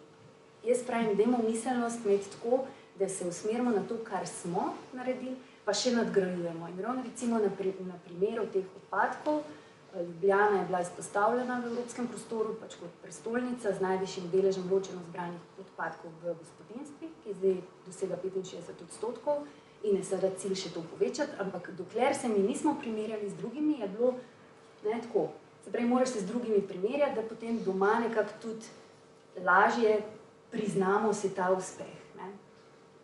Se pravi, smo enostavno videli, kje smo na tem področju, se pravi, ozaveščamo z lastnim primerom, po drugi strani dajemo pa nekako prostor tistim, ki imajo zelo dobre ideje, boljše ideje mogoče kot imamo mi, da to predstavijo, pa da mogoče nekje v nekem prostoru, ki jim ga mi omogočimo, dosežejo svoje deležnike, svoje sogovornike, da lahko svoje ideje razvijajo naprej.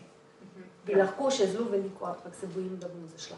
Ja, prav. No, mi se bomo lahko še vrnili nazaj, če se Miha spomnite, kaj ste hoteli povedati. Mi bomo šli pa zdaj v drugi del predstavitve, se bomo spet morda vsi naprotili, da boste lažje gledali nasploh. Zdaj pa nastopili dr. Mateja Kos-Koklič in dr. Urška Golob. Lahko Petra vidi, da vaju predstavim. Mateja Kos-Koklič je moja sodelavka tukaj na Ekonomski fakulteti, je docentka na katedri za trženje. Tako v raziskovalnem kot v pedagoškem delu se ukvarja predvsem z vedenjem porabnikov, tudi s psihologijo potrošnikov in s trajnostnimi vzorci. Posebej zanima njo in ekipo, s katero dela pri raziskovanju, odločanje porabnikov za strateške odločitve nakupne, pa potem trajnostna potrošnja, pa tudi digitalno piratstvo, predava pri predmetih temelji trženja, vedenje porabnikov, pa psihologija potrošnikov. Dr. Urška Golob je pa iz Fakultete za družbene vede, tudi mednarodno zelo uveljavljena predavateljica, predava namreč družbeno odgovornost podjetja ne samo na matični univerzi, pač pa tudi v Madridu v Španiji, na univerzi AI, isti predmet. Raziskovalno tudi obe zelo uveljavljeni publicistki s številnimi znanstvenimi prispevki v revijah s področja trženja, psihologije potrošnikov, tudi poslovne etike. No, sicer je pa Urša rekla tudi v svoji karieri vedno bila bolj na področju odnosov z javnostmi in tudi svojo raziskovalno pot je dosti v te je peljala. Čeprav razumem, bo Mateja pričela, potem pa Urška nadaljuje. Zdaj se pomikamo na sfero posameznika. Hvala lepa za to lepo predstavitev. Tudi z moje strani lep pozdrav sem. Hvala, da ste si vzeli čas sredi sončnega dopoldneva. Ta del predstavitve sicer se precej dotika tem, ki so jih odprli sogovorniki v prvem delu. Tako drugače pridemo na nivo posameznika, čeprav govorimo mogoče o makro nivoju, ne nazadnje gre za nivo posameznika, kjer dobimo neke podatke, jih sumarno pogledamo in potem lahko nekaj rečemo tudi, kaj se dogaja na nivoju države oziroma različnih ravni potrošnje.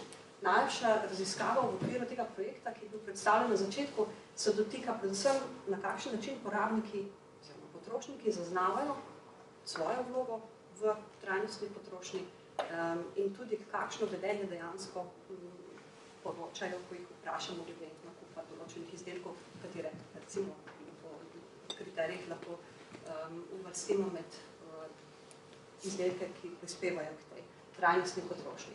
Zdaj, mogoče čisto na kratko, slišali smo že, da je trajnost dejansko večplastni koncept. Primarno največ študij se ukvarja s tem vidikom okolja, zato tudi poslušamo o zelenih porabnikih oziroma potrošnikih, sta pa tudi komponenti družbe in gospodarstva oziroma ekonomije zelo pomembni, kar smo skušali tudi zajeti v raziskavi, se je pa izkazali, mislim, da tudi ravno zaradi tega, ker je okolje toliko prisotno v naši zavesti, da se je mogoče tudi prek rezultatov, da sta se ti dve komponenti malo drugače izkazali.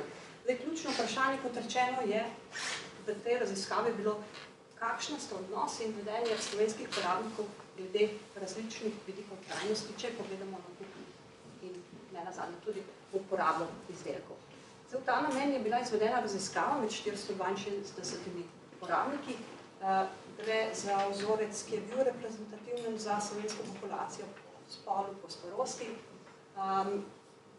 Skupno, kot rečeno, 462 anketirancev, pretežno sicer slaba polovica žensk, velik del zaposlenih, slaba polovica s povprečnim osebnim mesečnim dohodkom, slaba tretjina živi v mestu z več kot 100.000 prebivalci. Zanimiv pa tudi podatek, da je dobri 60% v vlogi glavnega kupca. Se pravi, da smo uspeli vzorec zajeti tiste ljudi, ki dejansko odločajo o tem, kakšen izdelek ne nazadnje dajo svojo nakupovalno košarico.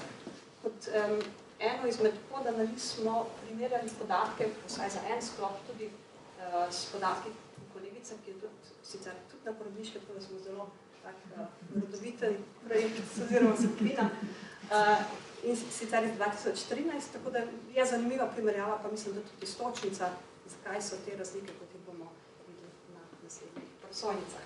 Zdaj, če se osredotočim, kaj so bili tisti ključni koncepti, ki so nas zanimali, to prvi izmed njih je, kakšna je trajnostna naravnanost porabnikov. Skratka, z kakšnega vidika, oziroma kako ocenjujejo porabniki pomembnost 3 sklopov teh dimenzij, kot sem omenila prej, okolje, ekonomija oziroma gospodarstvo in družba.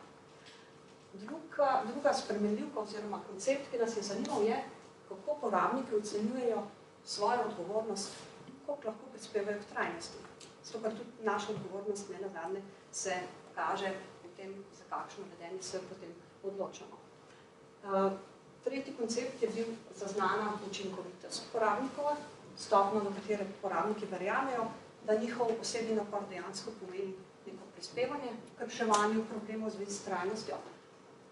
V samo raziskavo pa smo umestili tudi vrednote, kjer smo se osredotočili na vrednoto egoizem in altruizem kot 2 pola, o tem bo več kasneje povedala Urša, in dodali smo seveda sklop demografskih spremenljivk, o katerih smo v opisu samih respondentov tudi več še povedali.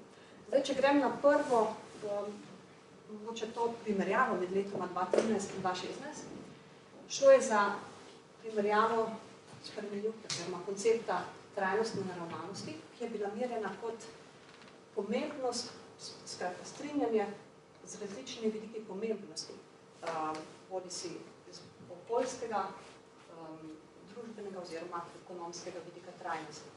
Izkazalo se je, da je ta naravnanost porabnikov v teh letih 2013-2016 padla, kar smo se pogovarjali v skupini malce presenetljivo, glede na to, da precej študij kaže, da se ta zavest o trajnosti nekako daj bi naraščala, zato je gotovo pa verjamem, glede na kimanje udeležencev okrogle mize, verjetno imajo tudi mogoče kakšen predlog, zakaj se ta padec pojavi.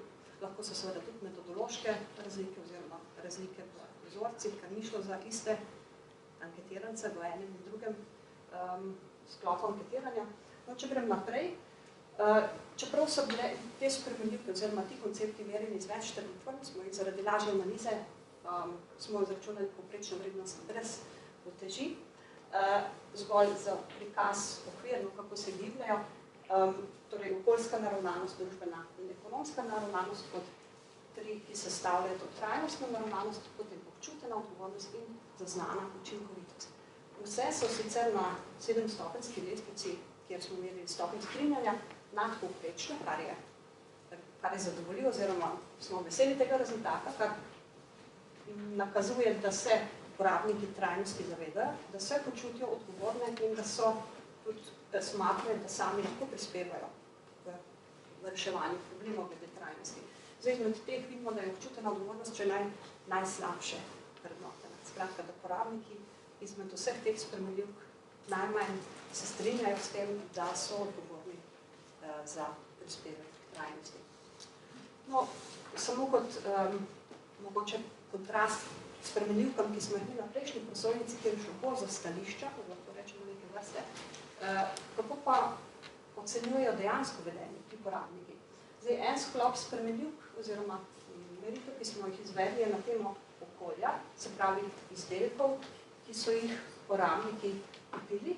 Šlo je za nakup izdelka, ki ni bil testiran na živali, energijsko varčnega izdelka iz recikliranih materialov oziroma nakup izdelka, ki ga je možno reciklirati. Po pogostosti vidimo, da je precej porabnikov takih, ki se ne spomnijo, ampak kljub temu je šlo pa za cirka 1/3 do 2/3 takih, ki so izdelek kupili vsaj po poročanju oziroma po svojem spominu, vsaj enkrat na teden. Zdaj, pri družbenih izdelkih oziroma izdelkih, ki so odgovorni do družbe, kot so nakup izdelka, kjer je bila uporabljena otroška delovna sila, nakup izdelka, kjer delavci niso izkoriščali in dobijo pravično plačo za delo, ter nakup izdelka podjetja, ki nudi pomoč ljudem v stiski. Tukaj vidimo, da so deleži porabnikov sicer, ki se ne spomnijo oziroma pravijo, da ne vedo odgovora, višji, kljub temu pa se delež videla nekje nad 1/3 takih, ki so vsaj enkrat na teden kupili tovrstni izdelek. Zaradi samega, mogoče za globljenega vidika, ki smo ga želeli pridobiti, smo te spremenljivke pogledali tudi skozi nekaj demografskih spremenljivk. Ena izmed njih je bila starost. Zdaj, s temi zelenimi ovali so prikazane tiste številke, kjer so različne statistično značilne, glede na velikost vzorca.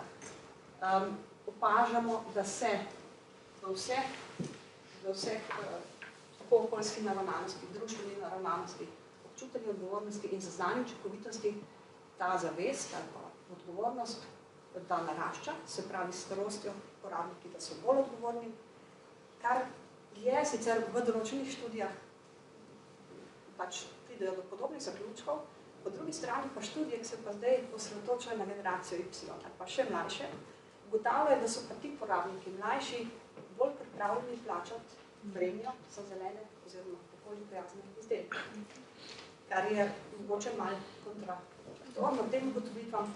Skratka, študije pač kažejo eno in drugo. Naš trend, kot ga kažemo na tej presojnici, je, da ta odgovornost oziroma naravnanost narašča starostjo.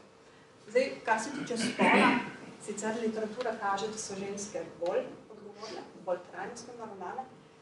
V našem primeru se je to pokazalo zgolj pri družbeni naravnanosti, ki sicer zaradi razloga, ker je to ta zgolj ena spremenljivka ni prikazana posebej. Tam je resnično vse pokazalo, da so ženske bolj družbeno naravnane kot moški.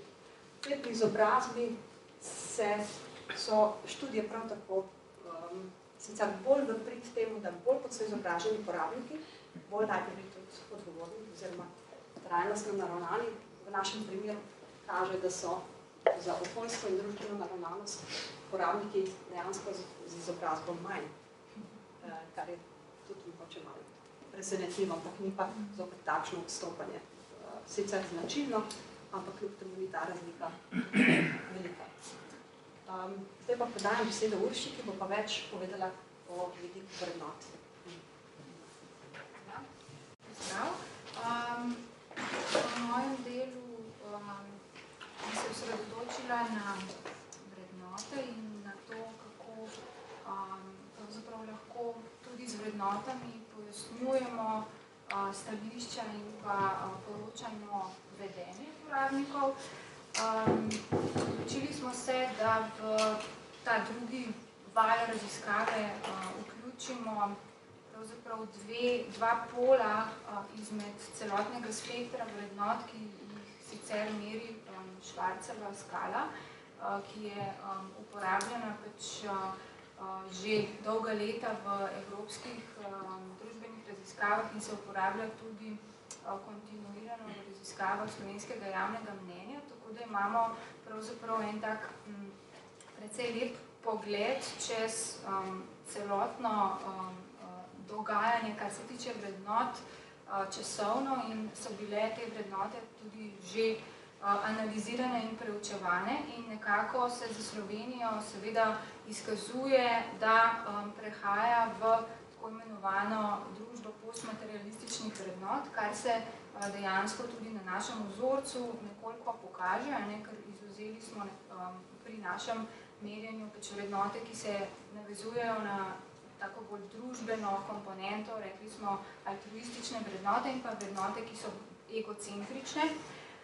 Kar je pa morda zanimivo, je pa to, da ko smo malo pogledali razlike, ali obstajajo kakšne razlike po teh osnovnih demografskih spremenljivkah, vidimo tak relativno šolski primer, kjer se kaže, da obstajajo razlike po spolu, kjer se pri ženskah te recimo družbeno usmerjene vrednote izkazujejo kot bolj pomembne oziroma so višje ocenjene kot pri moških in obratno pri moških so egocentrične vrednote statistično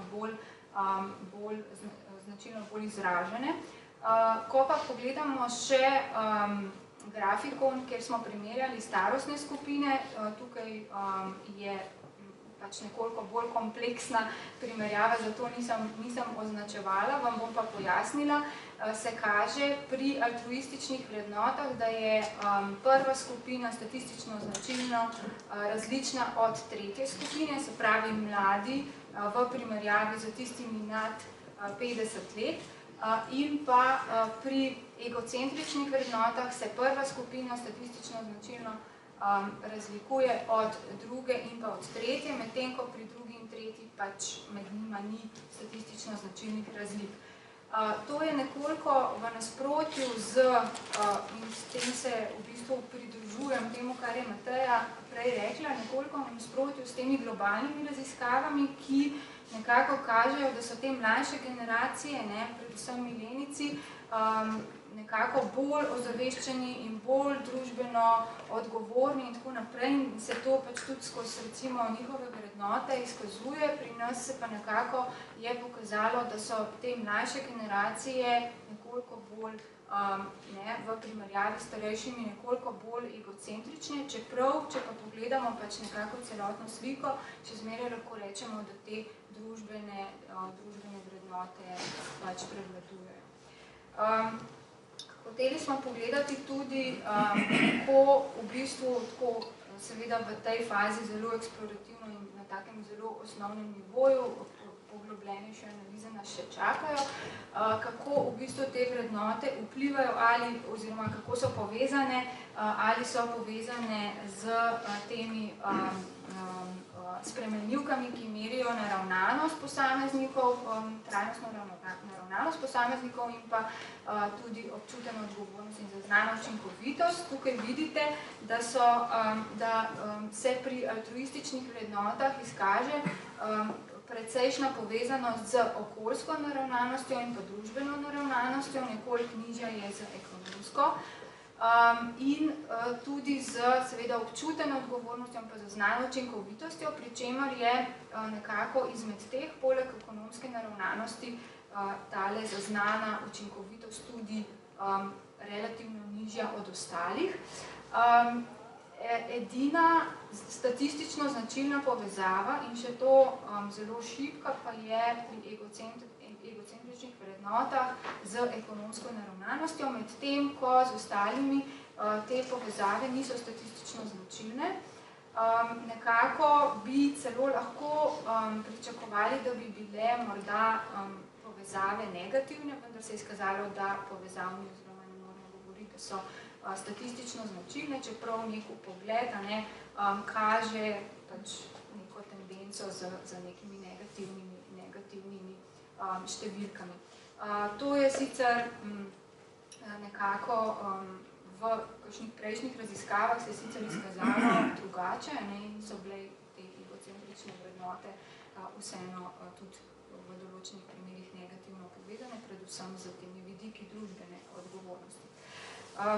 Na podlagi teh vrednot in merjenih spremenljivk, pri čemer smo izločili torej egocentrične vrednote, smo potem skušali nekoliko spet eksplorativno oblikovati te naše respondente v skupine oziroma v neke take segmente in se je izkazalo nekako, da je neka taka zanimiva struktura prišla z petimi skupinami, s 5 segmenti, ki jih vidite tukaj. Prikazani so v bistvu na grafikonu, kjer smo primerjali, kako so izražene vrednote teh skupin in pa kako je izražena tako naravnanost, odgovornost in učinkovitost skupaj.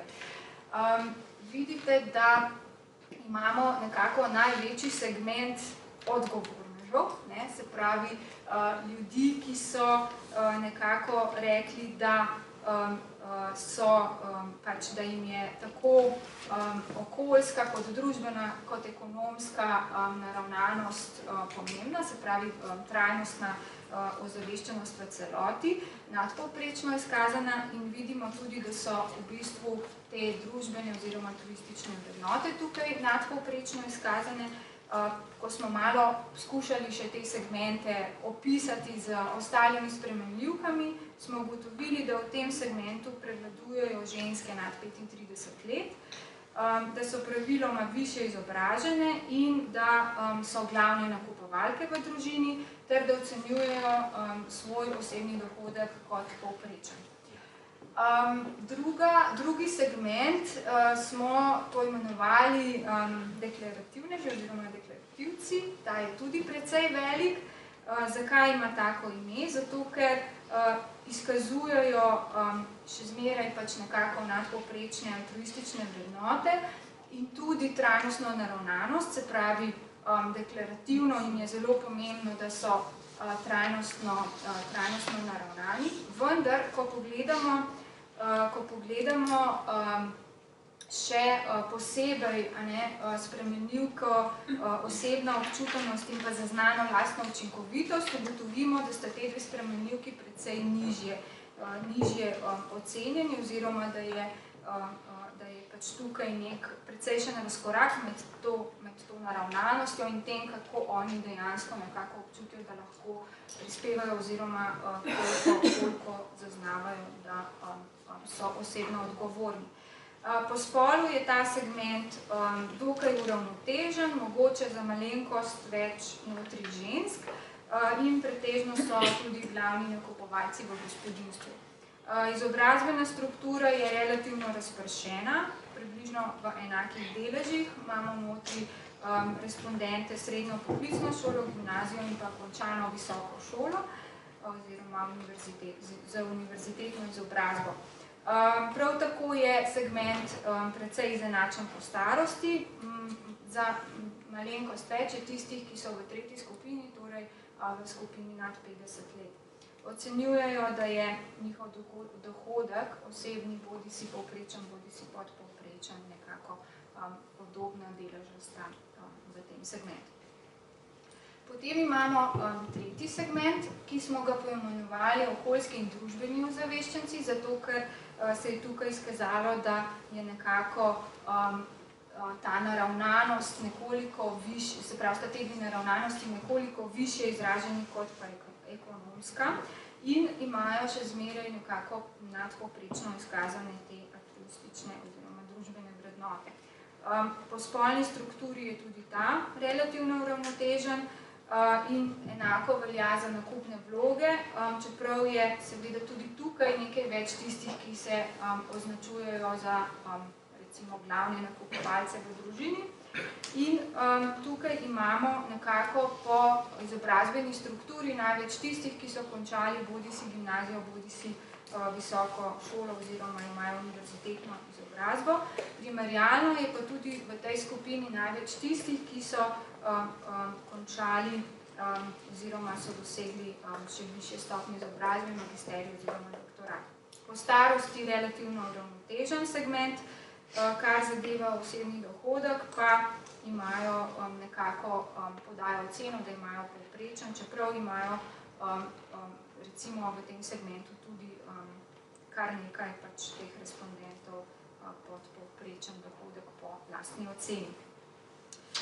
Kar se tiče segmenta ekonomsko usmerjeni, poimenovanje zato tako, ker je tukaj nekako najbolj bila izražena ta ekonomska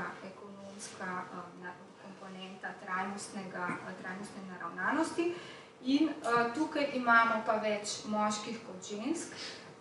Vloge nakupovanja so relativno enako porazdeljene, prevladujejo v tem segmentu tisti, ki imajo končano srednjo poklicno šolo ali pa univerzitetno izobrazbo.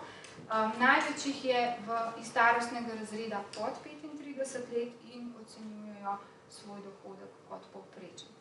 In zadnji segment, kamor so padli pač vsi tisti, ki so nekako izkazali neinteres, kar se teh tem tiče, ta segment je sicer najmanjši. Tukaj imamo pravzaprav nekako v primerjavi z ostalimi, najmanj izkazano pravzaprav tako naravnanost kot odgovornost in učinkovitost in pa tudi najmanj izkazane te družbene vrednote. Pretežno gre za segment, kjer pretežno prevladujejo posamezniki moškega spola in približno polovica recimo jih je reklo, da so oni nakupovalci v družini oziroma v gospodinjstvu, imajo pa ali srednjo poklicno ali univerzitetno izobrazbo in so po starosti pač sodijo v skupino mlajših, se pravi pod 35 let. To je približna struktura oziroma slika segmentov na tem, bomo rekli, prvem eksplorativnem nivoju.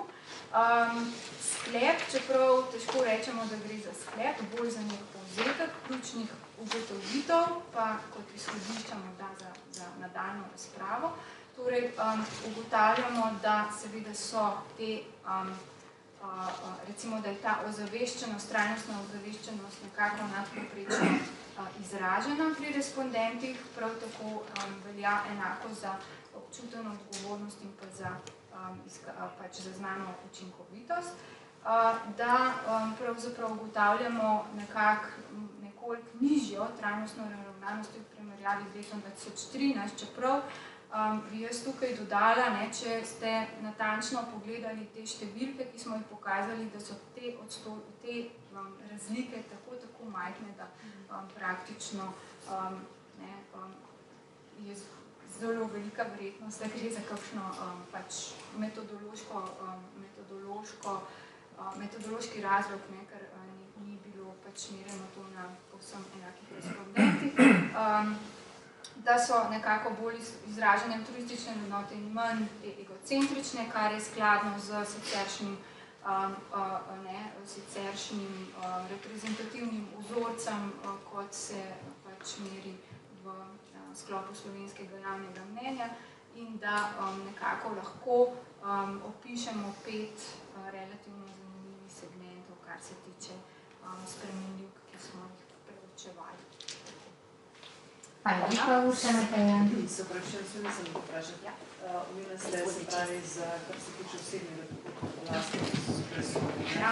Se pravi, tu se je nekako posameznik sam ocenjeval, kam spada. Ni bilo, ne vem, 900 in nekaj oseb je mesečni povprečni dohodek, ampak se je sam ocenjeval. Tukaj je pravzaprav merjenje njihova percepcija, tako da to je treba zagotovo upoštevati. Za nekoga je lahko 1000 evrov, za nekoga pa 5. Zdaj vrstni red ne rabi biti enak, ampak bom vseeno začela z vami, Mojca. Ali sem je utrnila kakšna ideja, kakšen mislek glede metode postopka, kot tole poslušali? V bistvu je, mogoče, če se povrnem še na prejšnjo predstavitev, se pravi, tam, ko sta bila izpostavljena 2 kazalnika, ki sta najbolj zanihala, se pravi zdrava leta življenja in pa stanovanjska prikrajšanost. To sta oba kazalnika, ki sta subjektivna.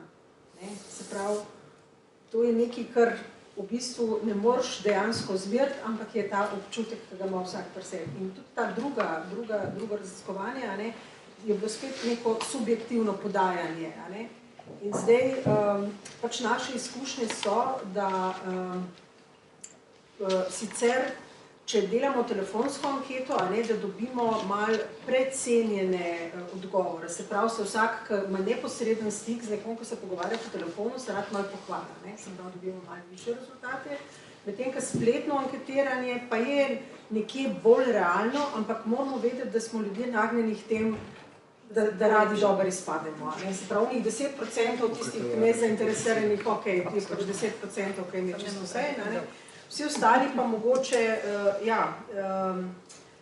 da mogoče rajš malo več povemo, kot je res. Konkretno, recimo, mi smo imeli primer, ko smo delali anketo porabi energije in goriv v gospodinjstvih, da smo od gospodinjstva dobili odgovor, da imajo gospodinjske aparate, ki imajo učinkovitost oziroma to nalepko gor AAA, čeprav takšno na tržišču ni obstajala. Se pravi, super smo, in še boljši smo. Tako da, tukaj je verjetno neka rezerva, rezervo treba pač z rezervo imati te rezultate.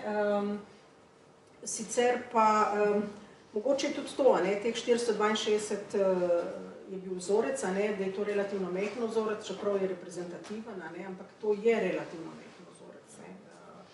Recimo mi, ko delamo, ne vem, gospodinjstva, recimo anketiramo za to porabo, imamo vzorec 6000, pa si ga ne drznemo recimo po regijah razdeliti, ampak je reprezentativno samo na ravni Slovenije. Kar pomeni, da to je res, in zdaj, če imamo smolo, da nam še eni takšni posamezniki padejo noter v raziskovanje, potem nam lahko to male rezultate. Me pa sicer veseli, da smo tam gor v njih zgornjih oblačkih, da same punce. Prevladujoče punce, če so bili vse tle iskreni, kar so odgovarjali. Iskrene punce. Iskrene punce, ja.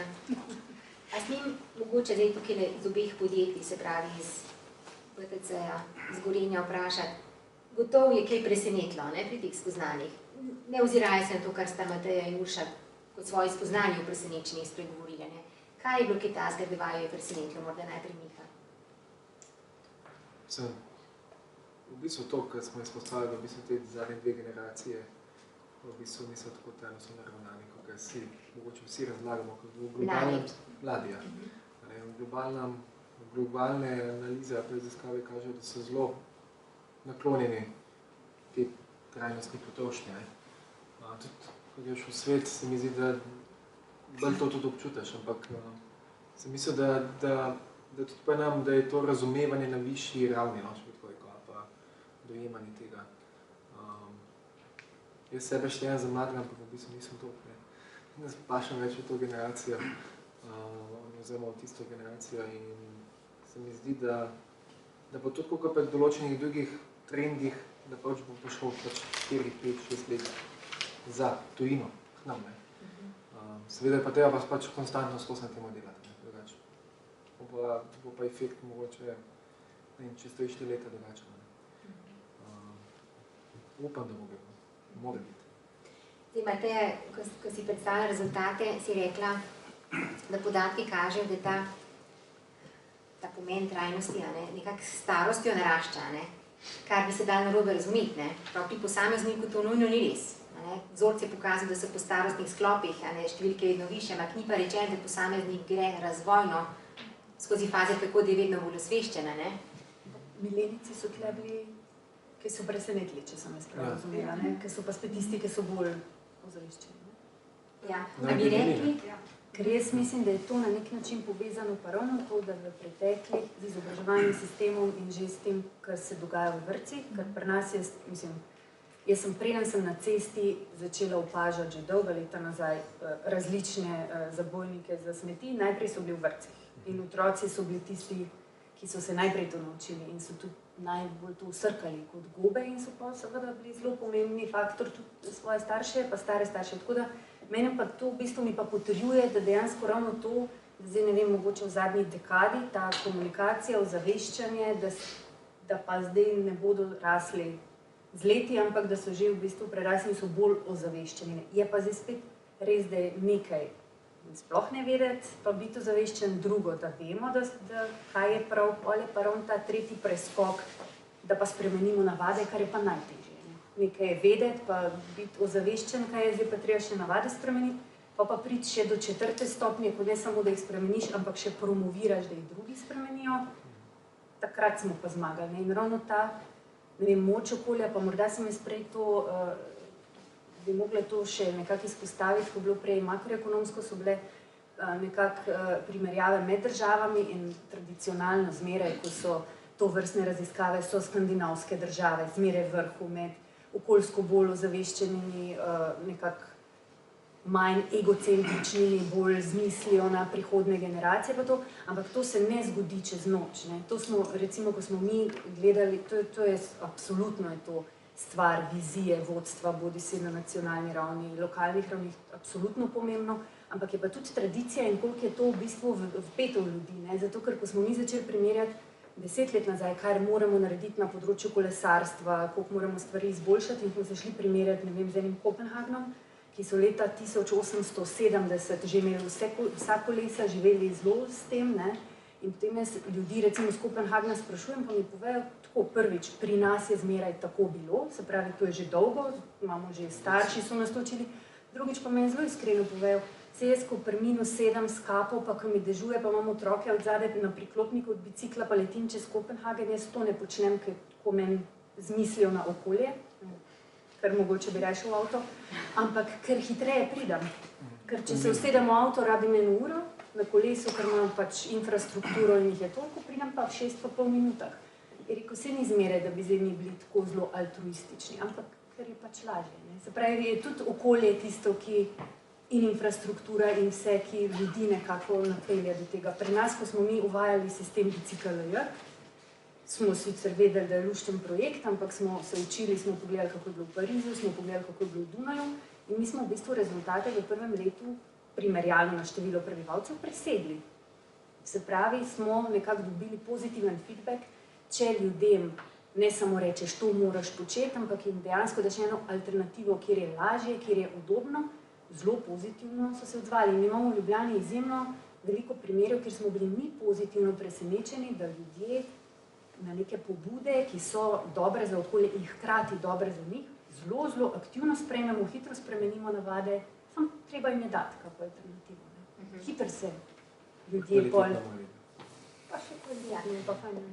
No, kar je bilo zanimivo, zdaj, ko ste to Tjaša pripovedovali, je, da obstajajo mehanizmi, ki niso spodbojevalni, ampak mehanizmi, ki sankcionirajo. Vi lahko postavite toliko omejitev, da bodo izbrali, kar je bolj trajnostno. Če promet dovolj onesposobite, potem bodo izbirali trajnostno. Zmer je vprašanje, kako točno tako. In to je bila tudi debata, ali bi se zdaj tako kot po vzoru, ne vem, Štokholma uvajala taksa za vstop v mesto, pa je bila potem odločitev, bojo najprej park and ride na vstopu v mesto, se pravi vse drugo najprej. Prvo meni pasovi za avtobuse, pa zdaj recimo z delitveno ekonomijo, pa car shareom, se pravi vse drugo, če pa to ne bo funkcioniralo, pa še zmer obstaja pol tisti ne korenček, ampak palca na koncu. To je zmeraj seveda vprašanje vodenja, vizije pa načina, kako. Pol kasneje smo lahko vsi pametni, ko gledamo nazaj. Ko se je treba odločiti, jaz se spomnim 2007, bomo zaprli center za promet. Ja, super, mi smo imeli proteste pred mestno hišo. Ampak je bila vizija, da bomo to izpeljali in takrat je bilo tudi mnenje, zdaj pa kaj dati za alternativo. In jaz vem, da je bilo prvo kar veliko nasmeha, bomo dali električne avtomobile, take kot golf, samo malo večje.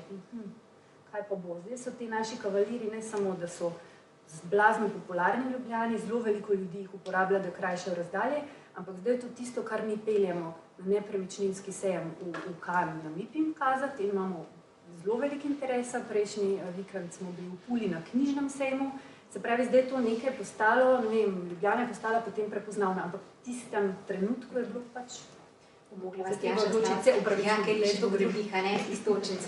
Se bomo vrli nazaj, Peter, bi morda pokomentirali, kaj bo presenetljivo za vas? Predvsem to presenetilo, da je bil trend od leta 2013 proti 2016 padajoč.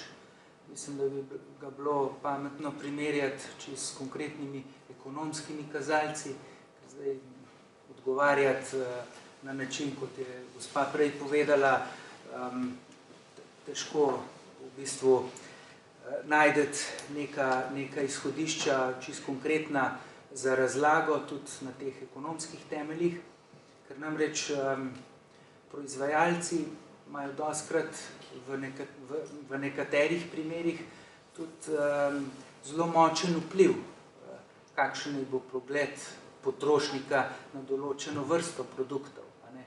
Mogoče imajo že novo generacijo razvito, pa jo še ne želijo dati na tržišče. Recimo avtomobilska industrija, jaz sem prepričan, da so elektromotorji pripravljeni, seveda zaradi tega, ker vsi delajo še motorje z notranjim izgorevanjem in to ni v interesu. Če se vrnem recimo na primer Gorenja, trgi so različni za Gorenje. Izvažamo preko 100 držav širom sveta in kupci se v različnih državah različno odzivajo. Zato je tudi naš odziv ali pa naš nastop do kupcev različen. Mogoče gre kdaj za isti izdelek, pa je nekje tretiran ekološko že dovršen, seveda, ker je država manj razvita na drugem področju, v drugi državi sploh takega produkta ne prodajamo več. Skratka, vplivov na to, kako se odziva kupec na te stvari, je veliko. Življenjski cikl produkta se da podaljšati s pravilnim plasiranjem po trgih. Na nek način Gaja, če se zdaj vrnem k to vaše izhodišče v začetku, je bilo tako zanimivo, kako bomo pravilno razumeti trajnostno obnašanje. A se vam zdi, da je kljub temu, kot je rekla Urša, da je ta pomik navzdol zelo majhen, koliko odstotnih točk je razlike med 2013-2016, se ni padel zelo majhen. Problem je kar nekaj gor. Je moglo iti gor, ali pa če drugače rečem, zakaj je toliko deklarativcev? petina, ni malo, a ne, teh klavetilcev. Jaz v bistvu sva se tudi s kolegico tukaj sem jo v bistvu vprašala, če sem prav razumela. Vprašanje je bilo, manj kot enkrat na teden ali pa več kot enkrat na teden kupiš na primer ekološki ali pa pravični izdelek. Ne? Jaz že vem, da bi kvarila s to statistiko, ne? Zaradi tega, ker jaz ga ne kupam enkrat na teden. In bi rekla manj kot enkrat na teden, čeprav ga kupam ekološkega. Ne? In zdaj je to vprašanje, kaj se zdaj tukaj hodiče v detajlih. In se mi zdi, da bi bilo zanimivo vprašanje mogoče drugače postaviti, oziroma ne vem, so bila kakšna podvprašanja in tako, ne. Tako da tukaj ne moram zdaj potem tega komentirati, kako so v bistvu na drugi strani ljudje dejansko to razumeli. Jaz bi že po prvič odgovorila in bi rekla manj kot enkrat na teden, ne. Ampak bi to izpadalo tukaj slabo, ne. Če bi mogoče logiko hotela od zadnji razumeti. Dve dimenziji, če bi rekli trajnosti. Ena je ta vaša, ki bi rekli v bistvu bi rada še malo pojasnila. Absolutno poraba dol in tega raziskava gotovo ni zajedila na ta način. Mogoče bi samo še malo pojasnila to, kar sem začela na začetku. Seveda poraba dol, ja. Ampak ko pa se odločimo, da se moramo skrbeti, seveda se moramo vsi skrbeti s določenimi dobrinami, to je jasno. Moramo pogledati, kako lahko to naredimo na drug način.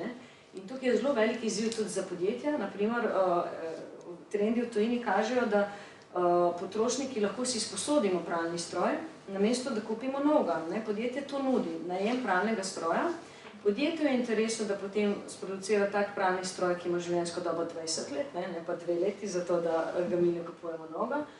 Ima seveda 20 let stranko, ker plačuje najem. Obenem se enormno manj količine virov porabi, zato ker nismo 20 strojev naredili. Skratka, govorim o čist drugih načinih oskrbe, ne govorim, da se ne oskrbujemo.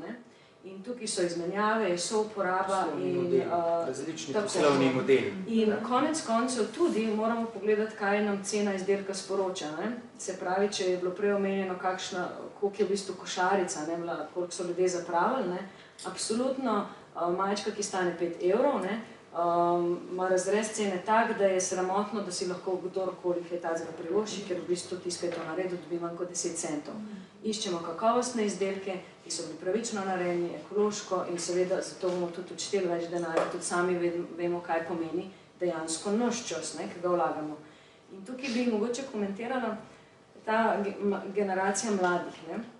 Samo, ta del pa je anketa zajela, ker je pri družbenem vidiku pokrivala produkte, ki so pa pravični. Pozorna, to se mi je zdelo fajna. Generacija mladih, oziroma milenici, zdaj v ekonomsko razvitejših državah se je prvič v bistvu rodila generacija, ki ima slabše možnosti za samo izpolnitev, kadarkoli prej. Dejansko smo prišli do te točke. In mladi vejo, da najverjetneje, in žal moram tako reči, najverjetneje ne bojo imeli služb za nedoločen čas, neke varnosti, hiše, stanovanj, avtomobilov, skratka vse, kar se je mogoče še v naših generacijah zdaj samoumevno, ker je šlo vse samo bum navzgor. In tudi oni iščejo drugačne načine kakovostnega bivanja. In nimajo več toliko potrebe potem, da je vsak lastnik svojega stanovanja. Ampak so naprimer tudi v skandinavskih državah je najemnine in tudi ta trg se potem temu prilagodi, delitev avtomobila in tako naprej. Tako da mogoče bi bilo tudi treba tukaj pogledati, da to v bistvu pelje v nek trajnostnost in da, ko naprimer načrtujemo mesta, mi ne sprašujemo ljudi, kaj boste pa vi naredili za okolje, ampak kako pa v bistvu povečati kakovost življenja za prebivalce. In dejansko trajnostni razvoj je to, kako izboljšati kakovost življenja za nas. Zemlja bo preživela, mi tega ne počnemo altruistično za naravo, zemlja nas ne rabi, mi pa rabimo njo. In v trenutnem stanju potrošnje, ki jo imamo, rabimo planet in pol, tak je ekološki vtis. In s takim trendom, če bomo nadaljevali, bomo rabili do leta 2050 7 planetov. Ampak hej, imamo pa samo enega. Tako da zato to poudarjam to in zaradi tega govorim o drugačnih načinih oskrbe. In se mi zdi, da tukaj mladi ravno zato, ker so prisiljeni dejansko in v bistvu dejansko tega ne zavidam, se mi zdi to slabo, da je do tega pripeljali, bodo pa pokazali več inovativnosti in drugačne načine oskrbe, ki so pa mogoče zame upanje za nekakšen drugačen razvoj. Rajko, a bi rekli, da je ta neke vrste, lahko bi rekli, 2 dimenzije ali pa celo dvofaznost. Eno je gledati, kaj kupujete, ker pa če že trošite, kako trošite, a ne, katere produkte kupujete, ali tiste, ki so okolju bolj prijazni, z manjšim vtisom in tako pa bolj pravični. Jasno stanijo več, a ne, to bi lahko prva faza, ko se ta osveščenost kaže v dejanjih. In potem druga faza, ko se v bistvu zaveste, se lahko manj tega kupi in potem tudi prišparate te visoke cene, a ne. In potem greste v smeri, ki jo Gaja nekako promovira, ne. Manj trošimo v celoti, ne glede na to, kaj že kupujemo, ne. A bi rekli, da je to en vzorec, ki se lahko resnično z leti posameznika krepi? Je to nekaj, kar pri vrednotah, ko absolutno starostjo altruistične vrednote, to pa je dokazano, naraščajo, ne? A bi se lahko to vzorec vedenja pri nas pojavil? To bi v bistvu težko odgovoril direktno, ne? Ampak v bistvu sem ugotovil, da tisto, kar sem prej govoril, v prejšnjem delu, ne, bolj spada v ta del zdaj sam, tako da ne bom ponavljal. Ampak povedal bi eno stvar, ne, da izziv, ki ga je recimo naše podjetje Informa Eho vzelo, je usklajevanje interesov. Zato, ker vidimo, ne, to, kar je prej Mojca govorila, ne, gre za družbeno zaželjene odgovore, ki jih ljudi radi dajemo v raziskavah. To je tisto, kar sem prej zaprav v enem stavku rezimil tistega odprej. Družbeno zaželjeni odgovori, to, kar ljudje želijo od mene slišati. Ampak izziv, ki si ga je naše podjetje postavilo, je usklajevanje interesov, ker v končni fazi se vse svede na interese. Ker recimo tudi to, kar mi razmišljamo, kar bi radi, ne, kar so naši ideali, ja, super, na nekem nivoju obstajajo, ampak potem, ko pride do tega, da jaz moram kupiti zdaj nekaj, kar rabim, ne, in vem, da razpolagam s toliko in toliko denarja. Ne. In zdaj, recimo primer, da bom konkreten, v tem projektu Porabi manj, za katerega smo tudi Evropsko nagrado dobili, ne, gre pravzaprav za to, da usklajujemo 3 najbolj ključne interese. In to je interes porabnika, govorimo zdaj spet o energiji, končnega porabnika, kar smo vsi mi, interes ponudnika, energije ali opreme ali storitve in družbeni interes države, mesta, ne, ki je pa malo širši. Dejansko probamo v vsakem projektu, ki ga delamo, te interese usklajevati. In jaz včasih na predavanjih se hecam, da so te interesi so diametralno nasprotni na prvi pogled. Zakaj? Ker potrošnik gleda, kako bo pošparal, da bo čim manj plačal. Logično. Ponudnik gleda, da bo čim več zaslužil. Zelo kmečka logika. Država, mesto gleda, da bo čim manj CO2-ja, da bo čim manj elektrarn, ne maramo vetrnih, ne maramo jedrskih. In zdaj, kako tukaj najdete eno uskladitev? In zdaj, skozi ta model sinergijskega povezovanja smo mi dobesedno ta produkt svetovalca Porabi manj zgradili. Zakaj? Zato, ker končni porabnik, ki gre na to aplikacijo, on pravzaprav dobi neodvisen izračun prihrankov. Ne informacijo, ko mu je da proizvajalec. Zato, ker proizvajalec mu bo vedno rekel, da je njegov produkt najboljši. Logično. Ponudniku to isto aplikacijo prilagodimo kot prodajno orodje. Kaj to pomeni? Da dobi en nov pristop trženja, ki je neodvisen. Moram sicer priznati, da nam gre težko pri kupcih, mislim, pri naših naročnikih, zato, ker je to nekaj čist novega, nova logika. Jaz danes sem se zjutraj z eno kolegico pogovarjal, sem rekel, jaz rabim za to, da enega novega naročnika dobim 2 leti. Je rekla, ojoj. Sem rekel, najmanj. Zakaj? Zato, ker je to ena nova logika, drugačna logika. Prodajalce, jaz izobražujem prodajalce, konkretno ljudi, ki prodajajo, da se naučijo tako razmišljati, da se naučijo to zadevo integrirati v svoj marketinški proces. In ko človek dejansko zbere produkt, ki oceni, da je za njega najbolj primeren, da mu bo največje prihranke ustvaril in zraven tudi je vedno informacija o CO2-ju. Se pravi, on tudi vidi, kakšen vpliv bo ta produkt imel na okolje. In skozi to okolje proizvajalec, ponudnik ponuja svoj izdelek, ponuja svojo storitev. In rezultat tega je pa, da tudi na tem tretjem nivoju, družbenem nivoju, je pozitiven rezultat, ker prihaja do usklajenosti interesa. Zato jaz mi rečemo, da je ta produkt Porabi manj sinergijski produkt. To je pač en trend, ki ga skušamo veljati. Ja, je taka zelo krasna praksa. Peter, Nekaj se nabira. Mogoče te poslovni modeli, seveda poslovni modeli se menjajo iz časa do časa, tudi nekateri na preskok, seveda te preskoki oziroma te trendi so pa vse hitrejši.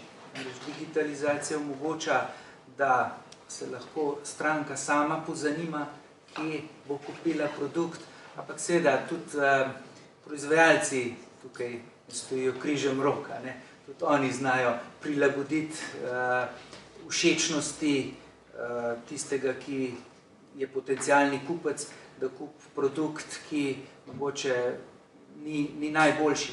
Ampak tudi trajnostna naravnanost ima določene meje, ker lahko ti zboljšuješ, energijsko vrednost, na koncu pa vidiš, da efekta več ni, plačaš pa previsoko ceno.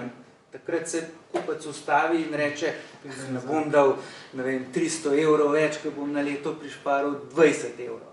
Skratka, neke meje so, se pa strinjam, da koncepti smart home, smart city, te so vsi že živi in te bodo sigurno posledica odgovorov, bom rekel tega, da se človeštvo tako hitro množi in prenaseljenost oziroma optimalna izraba tako virov kot v smislu smart grid procesov in tako naprej je že krepko na poti in življenje se bo zelo spremenilo.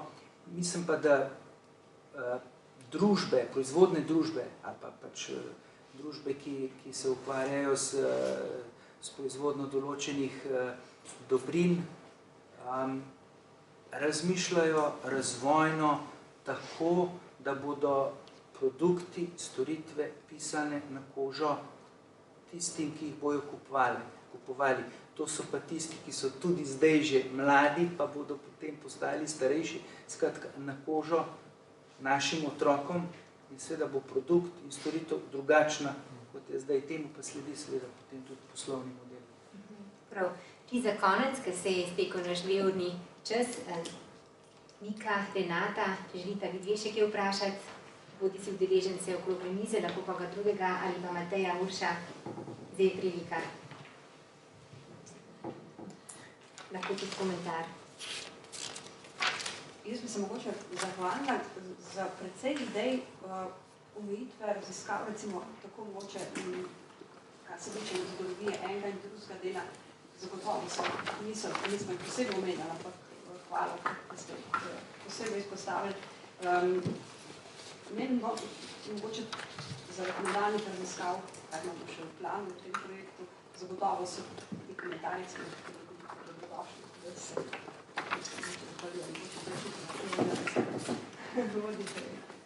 Kakšno drugo vprašanje, še tudi od vas? Če ne upam, da so ta spoznanja za vse vas zanimiva, jaz bi kot zaključek rekla, mislim, da bi to znalo držati, da če je nekoč bila trajnostna naravnanost nekaj, kar smo vzeli kot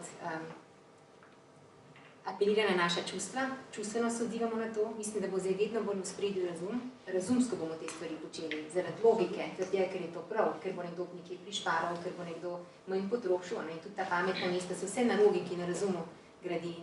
Od mladih, če so danes še egoistični, bo tudi ta egoizem s tem lepo zavibriral, ker je to spet v bistvu zelo logično razmišljajoče vrednotno stanje. In tem ni nič slabega, da tem ni slabo prav nič. Tako da s to mislijo v prihodnost se poslavljamo. Hvala, ker ste prišli, a hvala vam udeleženci.